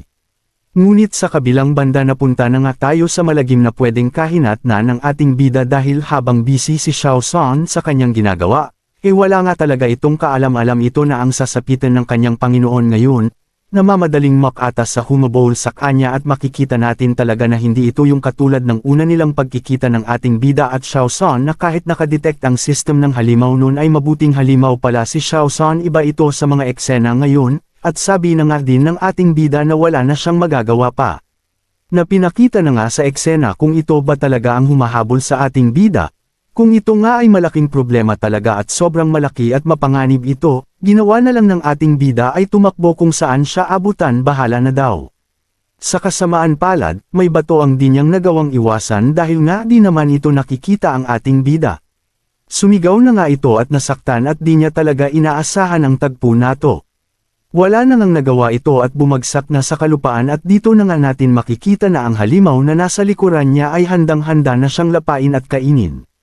Bago malapa at makain ang ating bida, pumunta muna sa eksena na ang naiintindihan na ni Xiao San ang gagawin niya kaya naman, handa na itong pakawalaan ang chi na kanyang naipon para malaman kung magtatagumpay ba ito. Naiisip ng ating bida kung kailan nag-enjoy na niyang mabuhay ulit at gusto na niya ang mga nagyayari sa kanya ganito pa, kaya iniisip nito na talagang wala nang makakapagligtas sa kanya dahil di man siya binigyang ng system man lang kahit na ang pag-protect sa kanyang sarili ngunit walang ang ganon. Sumigaw na ng napakalakas si Xiao San habang pa-release na niya ang chi na nasa kanyang kamay, na handa na talaga itong pakawalan at subukan anong mangyayari sa gagawin niya. Tuluyan na nga ni Xiao San na, pinakawalan na nga ni Xiao San ang kanyang aura at makikita din natin na nagtalsikan na din ang tubig sa kanyang paligid. Sarap naman si Xiao San na gusto-gusto niya ang pakiramdam ng habang nire-release niya ang aura at hanggang ngayon walang alam ito na ang naghihintay na Panginoon niya ay nasa panganib na. Makikita naman, sa eksena na susunggapan na nga ng malaking halimaw ang ating bida at wala na nga itong kalaban-laban. At di na nga muna pinakita ang ating bida kung namatay na nga ito kundi pinakita ang eksena na kahit maliwanag ay petang yumaulan pero ito pala ay ang kagagawan ni Xiao San. Natapos na nga si Xiao San sa kanyang ginawang pagpapakawala ng kanyang aura tungo sa sapa, di pa nga ito nagmamulat ng kanyang mga mata kasi inisip nga nito kung nagtagumpay ito at natatakot nga siya na mabibigo siya at nakakahiya nga daw ito sa kanayang Panginoon, pero di nga niya alam na ang kanyang Panginoon ay. Minulat na nga niya ang kanyang mga mata para makita kung nagtagumpay ba ito sa mga pangyayari dahil, para mapakita na nga din niya sa ating bida na bukod sa maayos niyang nauunawaan ang chi, nagamit pa niya ito para makakuha ng isda. Sa pagmulat nga nito ng kanyang mga mata nakita naman sa eksena na may palutang-lutang na mga isda, katibayan na nagtagumpay. Nga ito sa kanyang binabalak na gamitin ang chi sa pangingisda. Nagtatalo naman ito sa tuwa dahil, tuwang-tuwang nga ito sa resulta ng kanyang ginawa at sobrang nagpapasalamat din ito sa ating bida na naituro sa kanya ito at lubos na din siyang pakipakinabang ngayon, kaso di pa rin alam ni Xiao San na ang pinapasalamatan niyang individual na ating bida ay nasa peligro nga ito. Pumunta naman ang eksena na sa isang individual na nakatayo sa harapan ng sapa at may hawak ng isang kawayan. Ito ba ang ating bida at ano kaya ang naging damage nito sa kaninang pagsalakay ng halimaw sa kanya? At makikita naman natin dito na kinausap na nga ni Xiao San ang individual na dumating na sabi nito na, Panginoon nandyan na po pala kaya, ang iyong disipolo ay nagtagumpay na makakuha ng isda. Saktong-sakto po ang inyong pagbabalik. Di naman nakaimik ang tinatawag niyang Panginoon at di pa natin alam kung ito ba talaga ang ating bida or, yung halimaw na sumalakas sa kanya ay pinuses lang niya o ginaya ang katawan ng ating bida pagkatapos niya itong patayin para makapagbiktima ulit ito ng makakain nito. Makikita naman natin na nagsalita na nga ito pero, di natin masasabi rin na kung ito ba ang ating bida dahil parang nakapakalmado ang kanyang mukha, parang walang nangyari lang kanina na pagsalakay sa kanya ng halimaw, at nasabi naman nito ay, mag-alinggang ginawa mo, kanya kay Xiao San, dagdag pa nito, mukhang marami ka nang natutunan. Nung nasabi ng ating bida ang mga katagang yun mukhang meron naman natanto si Xiao San at may naisip or naramdaman ito na kakaiba. At pinakita naman ang tagpo na makikita natin na ito talaga ang ating bida, dahil sa mga itsura nito na galing sa mga dahon na nakasabit diet dahil sa pagmamadali nito. At sabi nga ni Xiao San na, habang tinatawanan, mukhang nagmamadali ka na ng masyado Panginoon ko, saan ka naman nagsusuot at ganyan itsura mo kanito sagot naman ng ating bida na, kalimutan muna at ano itsura ko iyan mo at mag-ihaw at makakain na tayo nagugutom na ko ka ng ating bida at nakakapagtaka nga din paano ito nakaligtas kanina sa pagsakmal ng malaking halimaw sa kanya. At pinakita na nga ang tagpo na nag-ihaw na nga sila ng isda at makikita natin ang lumalagatok ng kanilang iniihaw na isda na mukhang masarap, kaya nakakagutom na din tuloy. Makikita naman natin na nakayuko ito at may malalim na iniis. Ang iniis pala ng ating bida ay kung paano ito naligtas sa halimaw. Ika nga nito na, ngayon napakaswerte ko at nakaligtas ako sa isang malakas na chi, ang nakapagtaboy, sa halimaw. Amon pala hindi nagtagumpay ang halimaw na kainin ang ating bida dahil sa isang malakas na ingay na kinatakot ng halimaw, at alam naman natin na ang pangyayari yung ay, nasa kasalukuyan na may ginagawang pangingisda si Xiao San. At nasabi nga ng ating bida na buti na lang pero hanggang kailan na ganito wala na ba akong silbi sa sarili ko, may pagkalungkot at ang baba na ng kanyang tingin sa kanyang sarili at nang. Di na nga nito sinasabi sa kanyang sarili dahil tinawag na nga siya Miss Xiao San at luto na nga daw ang kanilang iniihaw at pwede na tong kainin. At nagulat nga ang ating bida, sa mga narinig nito, talagang lumilipad ang kanyang isip. At sabi na nga ni Xiao San na kaya naman Daiko ito pwedeng kainin agad dapat ang kakain ay ang master. Kanito kaya sabay naiang, inabot ang isda sa ating bida at nagpasalamat na lang ito. Di pa nga kumain ang ating bida dahil pinagmamasdan niya lang si Xiao San habang nilalantakan na ang isda, habang nilalantakan nga ni Xiao San ang isda na kanilang nakuha at inihaw, nasabi na nga ng ating bida na, kumain ka lang ng kumain Xiao San. Kaya naman napatigil si Xiao San sa kanyang ginawang pagkain at napatingin agad ito sa ating bida, at nasabi pa nga ng ating bida kay Xiao San na bukas din Xiao San, maghanda ka dahil ang training na gagawin natin ay magiging mas mahirap at pahirap pa. Nagsalita naman si Xiao San na master sabay kagat sa isda at di na agad nagsalita ito, sa kabila ng kanyang narinig sa ating bida. Nabigla naman ang ating bida na, sa reaksyon na nakikita niya kay Xiao San at nasabi nito na wag po kayong mag-alala, at mula nga dyan. Kaya naman palang gulat na gulat ang ating bida dahil nag-release si Xiao San ng nakakatakot na aura at nasabi pa nga nito, Panginoon wag kang mag-alala, at di kita bibigwin at ang mas mahirap na training mas nagiging excited ako. Sa eksena na nga ito pinakita na ang isang maaliwalas na panahon at mapapansin din natin na may mga naglalakihan nga na mga bato, mukhang dito binabalak ng dalawa ang pagsisinay na gagawin ni Xiao San. At pinakita na din sa eksena na ito ang dalawang ibon na tila nagbibigay ng regalo at ang sweet ng dalawa, kaya mapapasana all ka na talaga. Naglalakad na din ang ating bida patungo sa lugar kung saan sisimulan na ni Xiao San ang mas mahirap pang pagsisinay. Talagang sinimulan na nila ang matinding pagsisinay dahil kikita naman sa pagmumuko ni Xiao San na lubusan na din itong pinagpapawisan dahil nahihirapan na nga ito. Kaya naman pala pinapawisan na si Xiao San at pawis na pawis ito, pinagbuhat na naman pala ito ng isang malaking bat.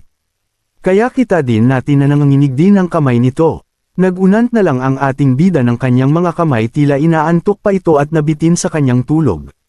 At biglang may narinig itong kakaibang tunog, na tila may kakaiba sa mga nagaganap sa dakong ayon. Kaya naman napatigil ang ating bida sa kanyang pag-uunat at ensabi niya na, ano ba yung kakaibang tunog na yun saan ba yun nanggagaling eka ng ating bida? At pinakita na nga kung saan nanggagaling ang tunog na yun syempre kay Xiao San na tila. Excited pa itong tinatawag ang ating bida habang buhat-buhat niya ang malaking bato sa kanyang yuluhan. At nagsalita naman agad si Xiao San, at nasabi nga nito sa ating bida na, Panginoon mukhang natapos ko na po ang iyong pinapagawa ngayon araw na to. Tila ito pala ang sinasabi ng ating bida kay Xiao San na pahirap pa ang gagawin niyang pagsisinay. At bigla naman nagsalita ang ating bida at nasabi na lang niya na, ano Xiao San? At binalibag naman ni Xiao San ang malaking bato sa lapag. At tinuloy naman ng ating bida ang sinasabi niya kanina, nasabi pa nga nito na, mukha ang tinatimad ka na Xiao San to be honest pagkasama mo ko ganayan ka. Ika ng ating bida at natulala na lang si Xiao San sa kanyang narinig dagdag pa ng ating bida sa kanyang isip na, mukhang ang bilis naman yat ng ginagawa niyang pagsisinay. At nasabi na lang niya ulit kay Xiao San na tapos muna ba talaga ang iyong pagsisinay.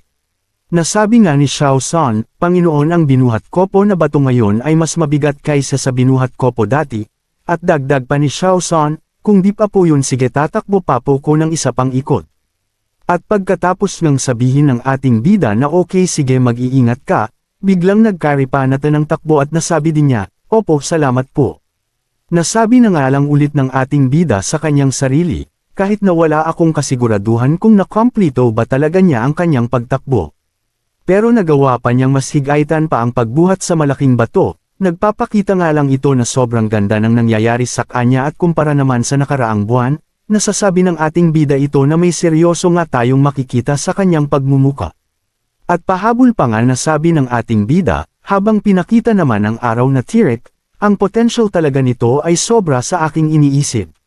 Pinakita naman ng isang individual na nagbibit-okon nga ang kalupaan habang sa paglalakad nito. At ang may kakagawan pala ng pagbitik-bitik ng lupa ay si Xiao San at nakabalik na nga ito kung saan ang location ng ating bida at nasabi nga nito habang may dala-dala itong mas malaking bato pa, Panginoon ko nakabalik na Poco. Mukhang wala na lang kay Xiao San ang mga ganitong pagsisinay dahil, madali na lang nito nabubuhat ang mas malaking bato pa at mukhang di pa nakakaramdam ng pagod. Payabang nga na nasabi ni Xiao San na, di ba Panginoon ko, nagawa ko na po lahat, at nagsalita naman ang ating bida at tinawag lang ang pangalan ni Xiao San, at nabigla si Xiao San na patigil ito sa kanyang kakatawa. Sa tagpo nato muling pinangaralan ng ating bida si Xiao San at ganito ang kanyang sinabi, alam mo Xiao San, maganda naman ang pinapakita mo sa pagsesenay, pero wag mong kakalimutan wag maging masyadong mayabang, dahil lamang sa iisang bato na binuhat mo.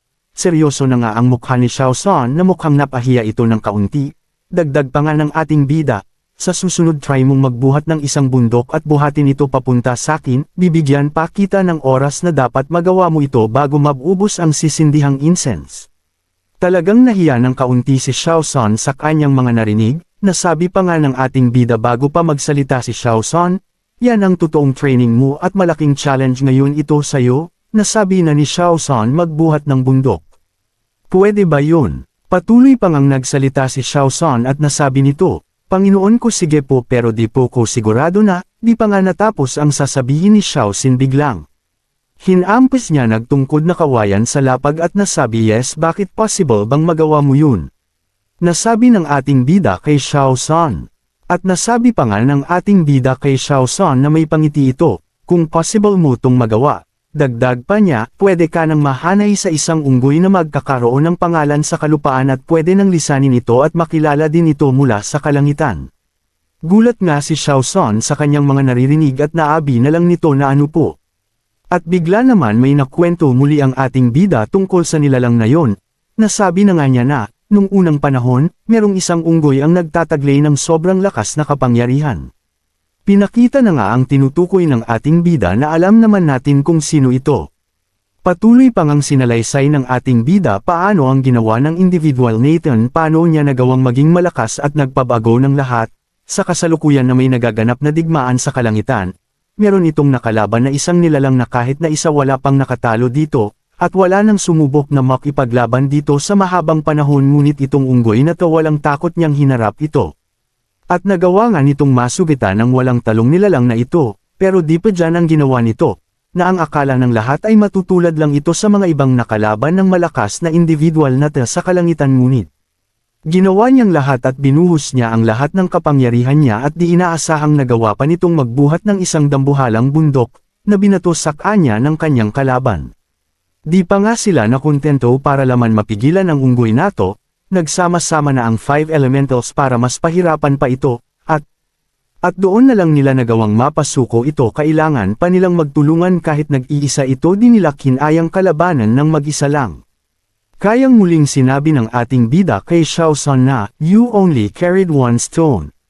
Napatanong pa nga, talaga bang mabigat na sayo yan dagdag pa ng ating bida? Nanginig na nga ang kamay ni Xiao San pati ang buong katawan nito sa kanyang narinig mula sa ating bida kaya naman. Napasigaw na lang ito at nasabi nga nito na salamat sa mga sinabi niyo Panginoon lubos ko na po naunawaan, sa mga guidance po ninyo at pagtratrain ng sakin na mas mahirap pa salamat po, ika ni Xiao San na excited pa nga talaga ito. At nasabi pa nga ni Xiao San habang mabilis na tumalikod sa ating bida na, dahil ko ine-expect na naman ang mga ganitong pagkakataon. At nasabi pa nga ni Xiao San na, grabe ganun kalakas ang unggoy na yun, buhay pa kaya yun hanggang ngayon. Dagdag pa ni Xiao San, gusto ko siyang makilala one day, na umalis na excited at iniisip ang kwento ng ating bida. Tuluyan na nga itong naglakad palayo sa ating bida habang pinagmamasdan na lamang niya, at nasabi pa nga ni Xiao San na, balang araw magiging ganun din ako, magiging mas malakas pa kanito na puno ng determination. Napangiti na nga lang ang ating bida at nasabi na lang na, sa mundo ko lahat kilala itong tinutukoy ko, na ang kwento ni Sun Wukong ay isang rebellion laban sa kalangitan, isa lamang siyang demon monkey pero paano niya na-shock ang buong kalangitan. At nasabi na lang nga din ng ating bida na, pero ngayon sa aking little son at ang tinutukoy ng ating bida ay si Xiao San, one day alam ko mangyayari din na magkakaroon ka ng pangalan at uukit din sa kasaysayan, na napapangiti nga itong ating bida. Dagdag pa nito, at gusto ko din masaksihan yun. Dinungad na naman sa atin ang isang maaliwalas na kapaligiran na pag ganito ang panahon ang sarap matulog sa ilalim ng puno habang nasa duyan. Pinakita na din sa eksena na, mataimtim na nagmameditate ang ating Xiaoson at mukhang sobrang seryoso nga talaga itong lumalakas at na-inspire talaga siya ng sobra kay Sun Wukong na naikwento ng ating bida sa kanya.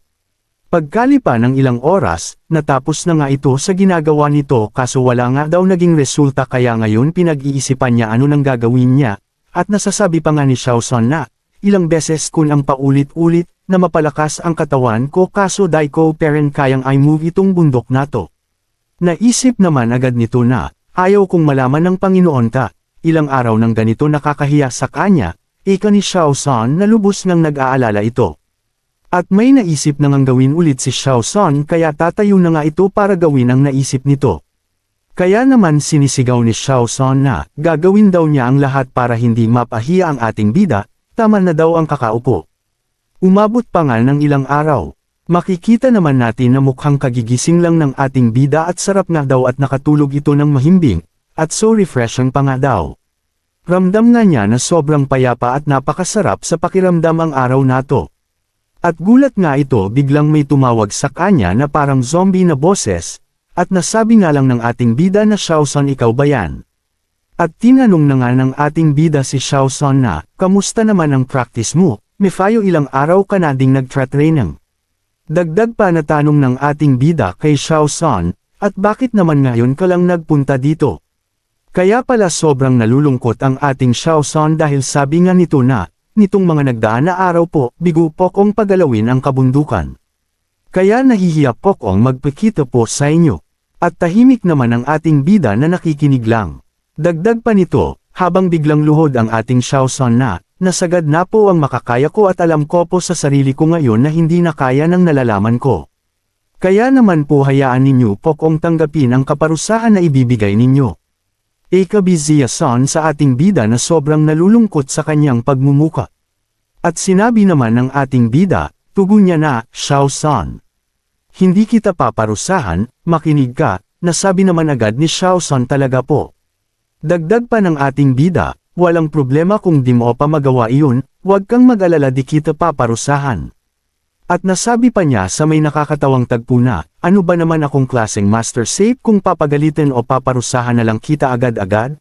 Siguro masyadin mong binabadali ang bagay-bagay kaya nakakatulog ka at may naging pagbabaw naman sa iyo ang mga ginagawa mo at parang guilty tuloy si Xiaoson sa kanyang naririnig.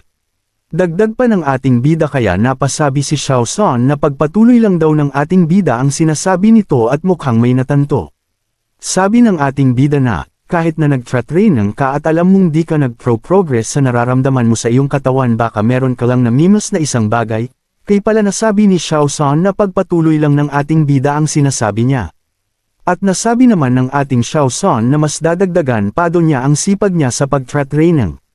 Mukhang nalilito na si Xiaoson sa sinabi ng ating bida at nasabi nga nito na, Xiaoson baka kulang ka lang sa combat experience.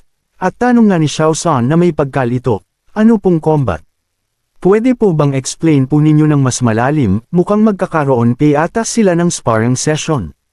At nasabi din ng ating bida kay Xiaoson na, ang learning mga nalalaman mo kailangan niya na ma-combined with practice. Marami ka nang natutunan sa akin, pero di mo pa nasusubukan magkaroon ng totoong combat. Kay, siguro hirap ka ngayon maka-breakthrough at mag-level up, mukhang maglalaban nga si Xiaoson at ating bida sa isang labanan. At nasabi nga ni Xiaoson, sa mga narinig nito mula sa ating bida na, ganun po pala yun, ngayon alam ko na at naiintindihan ko na po. Sa eksenang ito magkakaroon na ng labanan, at sasabihin na ng bida saan nila gagawin ang paglalaban na ito, nasabi ng ating bida na, Xiaoson simula bukas. Makikipaglaban ka sa mga halimaw sa kagubatan, at maraming mga halimaw dito sa island kaya perfect ito para matest at sa training mo. Kala natin maglalaban na ang master versus disciple. Dagdag pa ng ating bida, Xiaoson pero ito tatandaan mo. Kung alam mong di ka mananalo okay lang yun tumakbo ka at nawalang nakakahiya doon. Ito na nga ang paalala ng ating bida kay Xiao San na seryoso sa pakikinig sa ating bida. At mukhang nalulungkot pa ang ating Xiao San dahil makikita naman natin dito na lito pa rin ito at nalulungkot. Nasabi nga nito na, opo pero may tanong pa po ko kung okay lang po. Kaya pala wala siyang kahit isang alam sa combat technique, kaya yumuko ito at humingi sa ating bida na turuan siya nito. Para nga daw mas ma-develop pa daw niya ng maayos ang kanyang pag-training, at hindi na daw siya mabibigo pa sa pagkakataon na ito. Nasabi pa nga niya na nag-training na daw siya ng matagal pero alam nga daw talaga niya sa sarili na sobrang kulang pa, at marami pa daw siyang kailangan na ma-develop sa kanyang sarili. At napayuko at napaisip naman ang ating bida sa mga nasabi ni Xiao San, nasabi nito na, teka lang kayang pwedeng maituro kong moves. Sa kanyang pag-isip-isip mukhang may naisip na ang ating bida na pwedeng maituro kay Xiao San. Sobrang natutuwa na nga ang pagmumuko ni Xiao San dahil, may naisip na nga ang ating bida at nasabi nito na. Sige makinig ka Xiao San, meron akong simple teknik, tanong gusto mo bang matutunan ito? At sagot naman ni Xiao San gusto ko po matutunan yan. Dumaan na nga ang kinabukasan sa may kakahuyan. At makikita naman natin si Xiao San dito na handang-handa na nitong subukan ang bagong teknik na tinuro sa kanya ng ating bida. Habang nakatingin ito sa kabundukan naiisip nga nito anong teknik ang sinabi ng ating bida, nasabi nga ni Xiao San sa kanyang isip na, Spirit Energy Wave, paano ko gagawin yun? Energy. Inisip ni Xiao San ng bigla.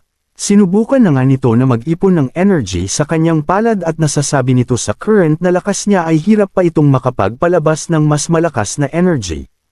At sinubukan na nga nitong si Xiao San na ipunan sa kanyang dalawang palad ang energy at nasasabi niya sa level pa niya ngayon at di niya alam kung magtatagumpay siya. At bigla ninyang sinabi ang katagang, ka, at sinundan pa nito ng, mi. Sa ginagawang postura ni Xiao San mapapansin natin mayroon itong kahantulad sa super ng ating kilalang individual na, ito pala ang tinutong teknik ng ating bida. Patuloy na epinerform ni Xiao San itong teknik na ito habang pinapalakas ang energy sa kanyang kamay. At nirelease na nga ni Xiao San ang energy wave na tinuro ng ating bida sa kanya, at makikita natin na sobrang lakas nga nitong nagawa ni Xiao San. Pagkatapos ng ma-release ni Xiao San ang ginawa niya, sobrang lakas ng pagsabog ang aalingaw-ngaw sa buong isla, at punong-puno ng usok ang kinalalagyan ni Xiao San. Pati si Xiao San ay hirap na hirap ding sinasangga ang pagsabog na nagawa nito. At pinakita na nga sa malapitan na sobrang hirap din si Xiao San sa ginawa nito, sabi pa nga nito ang init at sobrang kakas-ilaw. Tumindig at natapos na nga ang ginawang pagsabog na kakagawa ni Xiao San at napupuno na lang ito na usok at may mapapansin din tayo mga tipak na mga bato sa kanyang paahan. At kinakabahan na si Xiao San sa mga oras na ito iniisip nito ano daw ang nangyari sa ginawa nito, kung binaygaw daw ba nito ulit ang kanyang Panginoon. At minulat na niya ang kanyang mga mata at handa na daw itong makita ang nagawa nito, gulat na gulat nga ang kanyang nakita. Di nga ito makapaniwala sa nakikita niya at mukhang may kakaibang nangyari at ang nasabi na lang nito ay, sobrang bango nga nag-supremacy ng Feralde. Sa gusto nga ng ganitong scents na oil base na tatagal ng almost 5 hanggang 8 hours ang effects at talagang mapapalingon kaninong amoy na yun available na nga sa ating TikTok shop nilagay ko na nga sa may ibaba ang link pag gusto nyo rin umorder. Nakita na nga na naman ang kalangitan at sumisikat ang araw at maganda ang panahon. Habang pinakita na nga din ang ating bida na nakaupo at may binabantayang niluluto ng kung ano. At nasasabi nga ng ating bida na ang aga-aga daw noon umalis ito at hanggang ngayon wala pa talaga daw ubod nitong sipag sa pag-training. Dagdag pa ng ating bida na, kahit ang sinabi kong chi refining technique ay unti-unti nito nauunawaan kahit di ko alam kung gagana sa mundong ito. Ngayon pinapractice naman niya ang energy spirit wave. At pinakita na nga ang tagpo dati nung nasa Earth Pado ang ating bida sa dati nitong buhay nakita daw nito sa TV na ginawa ni Goku. At di ko alam kung magiging similar ba ang result kay Xiao San. At muli namang binalik sa eksena kay Xiao San na tila ano ang kanyang nasasaksihan at ganyan ang pagmumuko nito. Kaya naman pala gulat na gulat ito at di maayos ang reaksyon ng pagmumuko ni Xiao San ito ang result ng ginawa nitong spirit wave. At sumigaw ito dahil gumana nga daw kaso di nito akalaing ganito kalakas ito. Pagkatapos ng pagsigaw nito, napangiti nga ito at nasasabi ang lakas naman pala nito, umay, ika ni Xiao San. Kaya naman pinakiramdaman ni Xiao San ang kanyang chi at naging kalmado at puro na ito. At nasabi nga ni Xiao San na, ang sabi ng Panginoon maliit pa progress pa lang ito. Dahil kailangan ko po ng combat ability, pero grabe ang lakas nitong nituro ng Panginoon sakin. At pinakita na mas na-boost na naman ang confidence ng ating Xiao San dahil nasasabi nga nito na, ang tinuturo daw ng ating bida ay di daw nito sasayangin. At biglang may pinakitang paa at nagsalita ang isang individual na kung sino daw. Napatingin na nga ang ating Xiao San kung sino ang nagsalita na yon. Pinakita na nga kung sino ang nagsisalita at sinabi nga nito, ikaw ba ang Samaire sa cave namin, napakatapang mo naman para gawin yun, nagalit ito sa ating Xiao San. At humakbang nga si Xiao San ng napakalakas kaya naman nakikita dito at nag-crack ang lupa. At nagsalita naman din ang ating Xia San, nasabi nga nito na, nandito kasi ako para ay practice ang chi at dai ko naman kasi inakala ang kabundukan na ito ay tinitirahan nyo. Pasensya na kung na-offend ko kayo, sumagot naman itong individual na ito na, kilala kita. Dagdag pa nga nito na, ikaw yung mag-ong solto lang dito sa isla, at kahit kailan di ko ginawang pumunta sa lugar ninyo para sakupin ito, tapos ngayon, sinusubukan mong sirain ang teritoryo namin, ika nitong individual na ito. Nagpaliwanag naman ang ating Xiao San, nasabi nito na, wag mo sanang i-oversight ang mga ito. Wag mong isipin na naghahanap ako ng digmaan, at nasabi nga ng ating Xiao San na kilala ko ito ay isang demon wolf. At tinitigan na nga nito ang ating Xiao San habang sinasabi nito sa kanyang isip na, hindi pa ito nakakapag-transform para magkaroon ng human form. Pero meron na itong certain level of intelligence, na kinakailangan ng matagal na panahon sa pagkukultivate. At mukhang nagre-ready na nga ito para makipaglaban habang nagre-ready ito nasasabi ng Demon Wolf na, kung ang apologies ay sapat na. Nanlaki naman ang mata ng ating Xiao San at naging alerto sa nasasaksihan nito. Nag-release na nga ito ng takot na aura at sinasabi nito bakit kakailangan pa natin ng gods at Dowsit priests. Pasigaw nga nitong sinasabi din sa ating Xiao San, at ang ating Xiao San naman naging alerot ito. At nag-ready rin naman si Xiao San na umilag sa ginawa ng Demon Wolf. Kahit gaano kabilas ang Demon Wolf na gawa naman ng ating Xiao San ay makailag ito. Pagkat-alon nga ng ating Xiao San para makailag sa atake ng Demon Wolf na kapag counter-attack din ito ng isang suntok sa ulo ng Demon Wolf. At nag-release din ito ng chi pagkatapos nitong suntukin ng Demon Wolf. At pinakawala na nga ni Xiao San ito sa Demon Wolf. Sobrang lakas nga nito at makikita naman natin na pinipilit ng Demon Wolf na salagin ito. Sa kasamaang palad di nga nito nagawang salagin ng maayos ito dahil sobrang lakas nga ang chi ng Xiao San ngayon, tila nasasanay na nitong gamitin ito. Kaya makikita natin na nabutas ang katawan ng Demon Wolf. Dapa naman ito at wala ng buhay at lumapag na din si Xiao San habang pinagmasdan nito ang ginawa niya sa Demon Wolf. Mukhang na-enjoy naman ni Xiao San ang ginawa nito at nasabi nga nito na, itong halimaw na ta sobrang hina niya. Kaya naman na-enjoy ni Xiao San na ginawa nito, pinagpatuloy nga nito ang pahunt sa ibang halimaw at nakita naman nito ang malaking ahas at ganun doon ang sinapit nito sa Demon Wolf na butas din ang katawan nito dahil di rin nito kinaya ang lakas ng chi ni Xiao San. Pagkatapos nga sa malaking ahas naghanap ulit ito para matest ulit ang lakas nito kaso katulad ng nauna ang Demon Wolf, ang Demon Snake ngayon naman ang Demon Ram.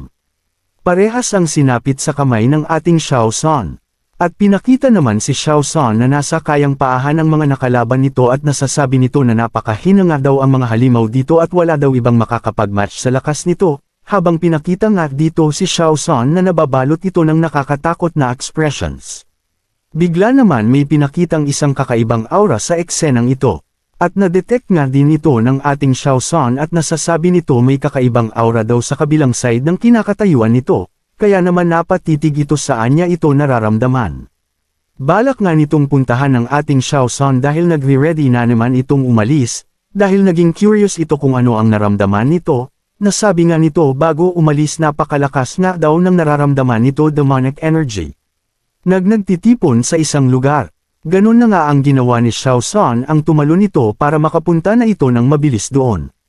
Mukhang nakarating na ang ating bida sa na-detect nitong demonic energy at napakaseryoso ng pagmumuka nito. Naglakad-lakad na nga ito para makita ito ng malapita at nasasabi nga nito itong lugar daw na ito. Kaya pinakita na nga ano ang nadiscover ng ating Xiao San at meron ditong Hidden Valley, na may kakaibang aura at napaka-interested daw sabi ni Xiao San, biglang. Sobrang bango nga nag-supremacy ng Feralde.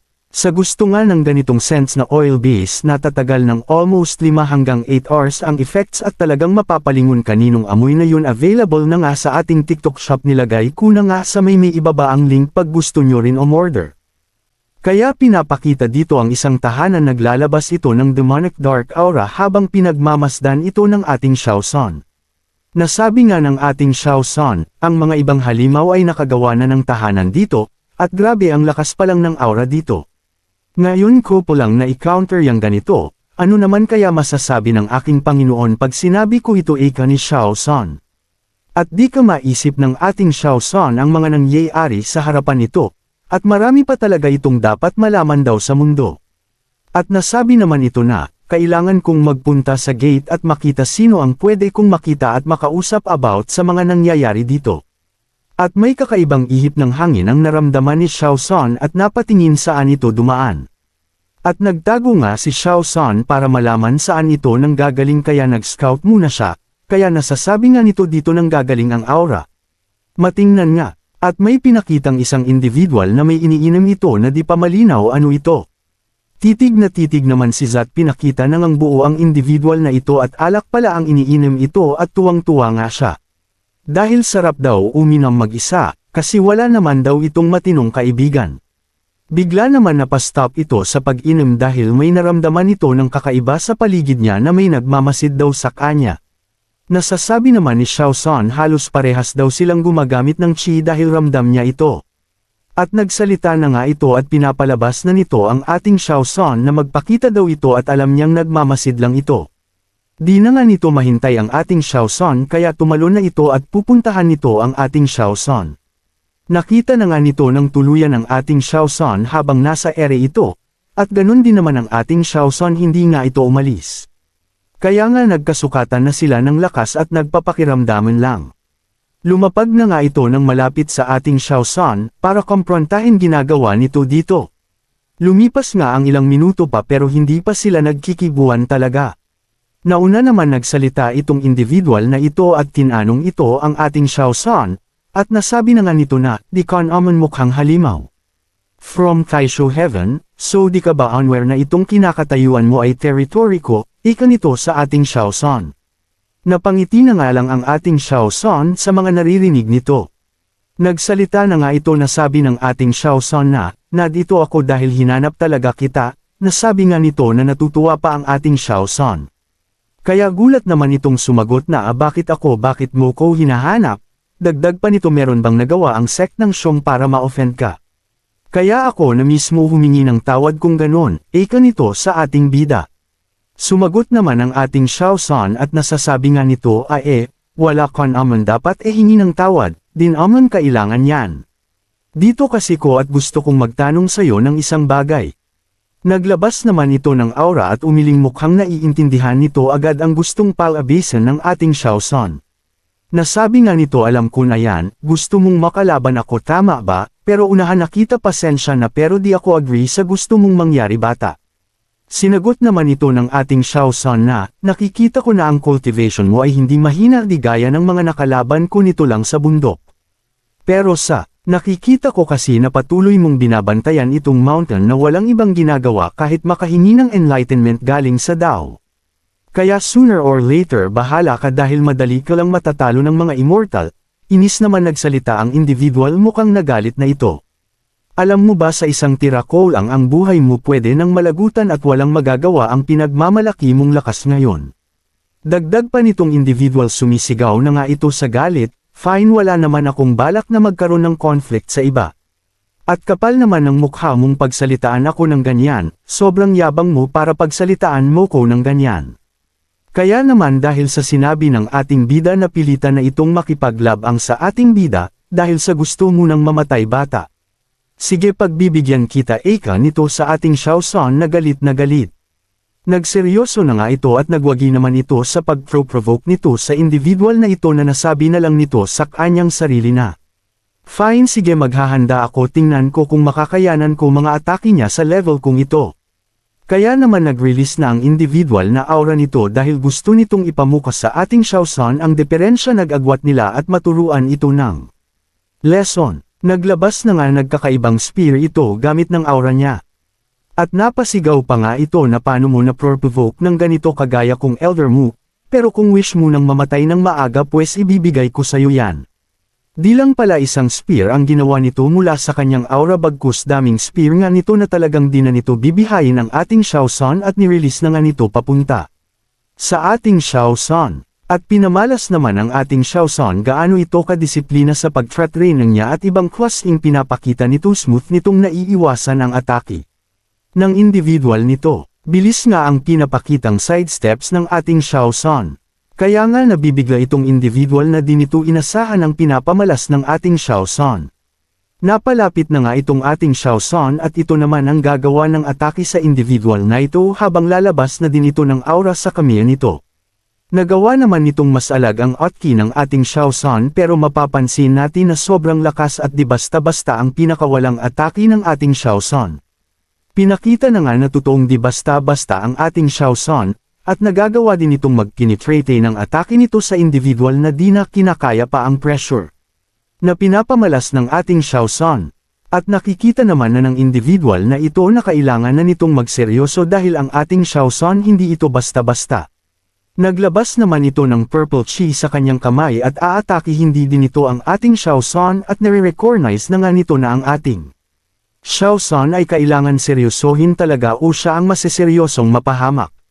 At gano'n na nga ang ginawa nito, tama na daw ang pagtetest, seryosohan na daw. Ganda naman ng tagpo ng parehas na atake na walang magpapatalo sa kanilang dalawa. At nakikita naman ito ng ating Xiaosan at halo ang nararamdaman nito at pinagpapawisan na nga sa kaba. May malakas na ngang pagsabog ang nangyari na di alam sino na ang nagwagi sa salpukan ng kanilang mga kamao.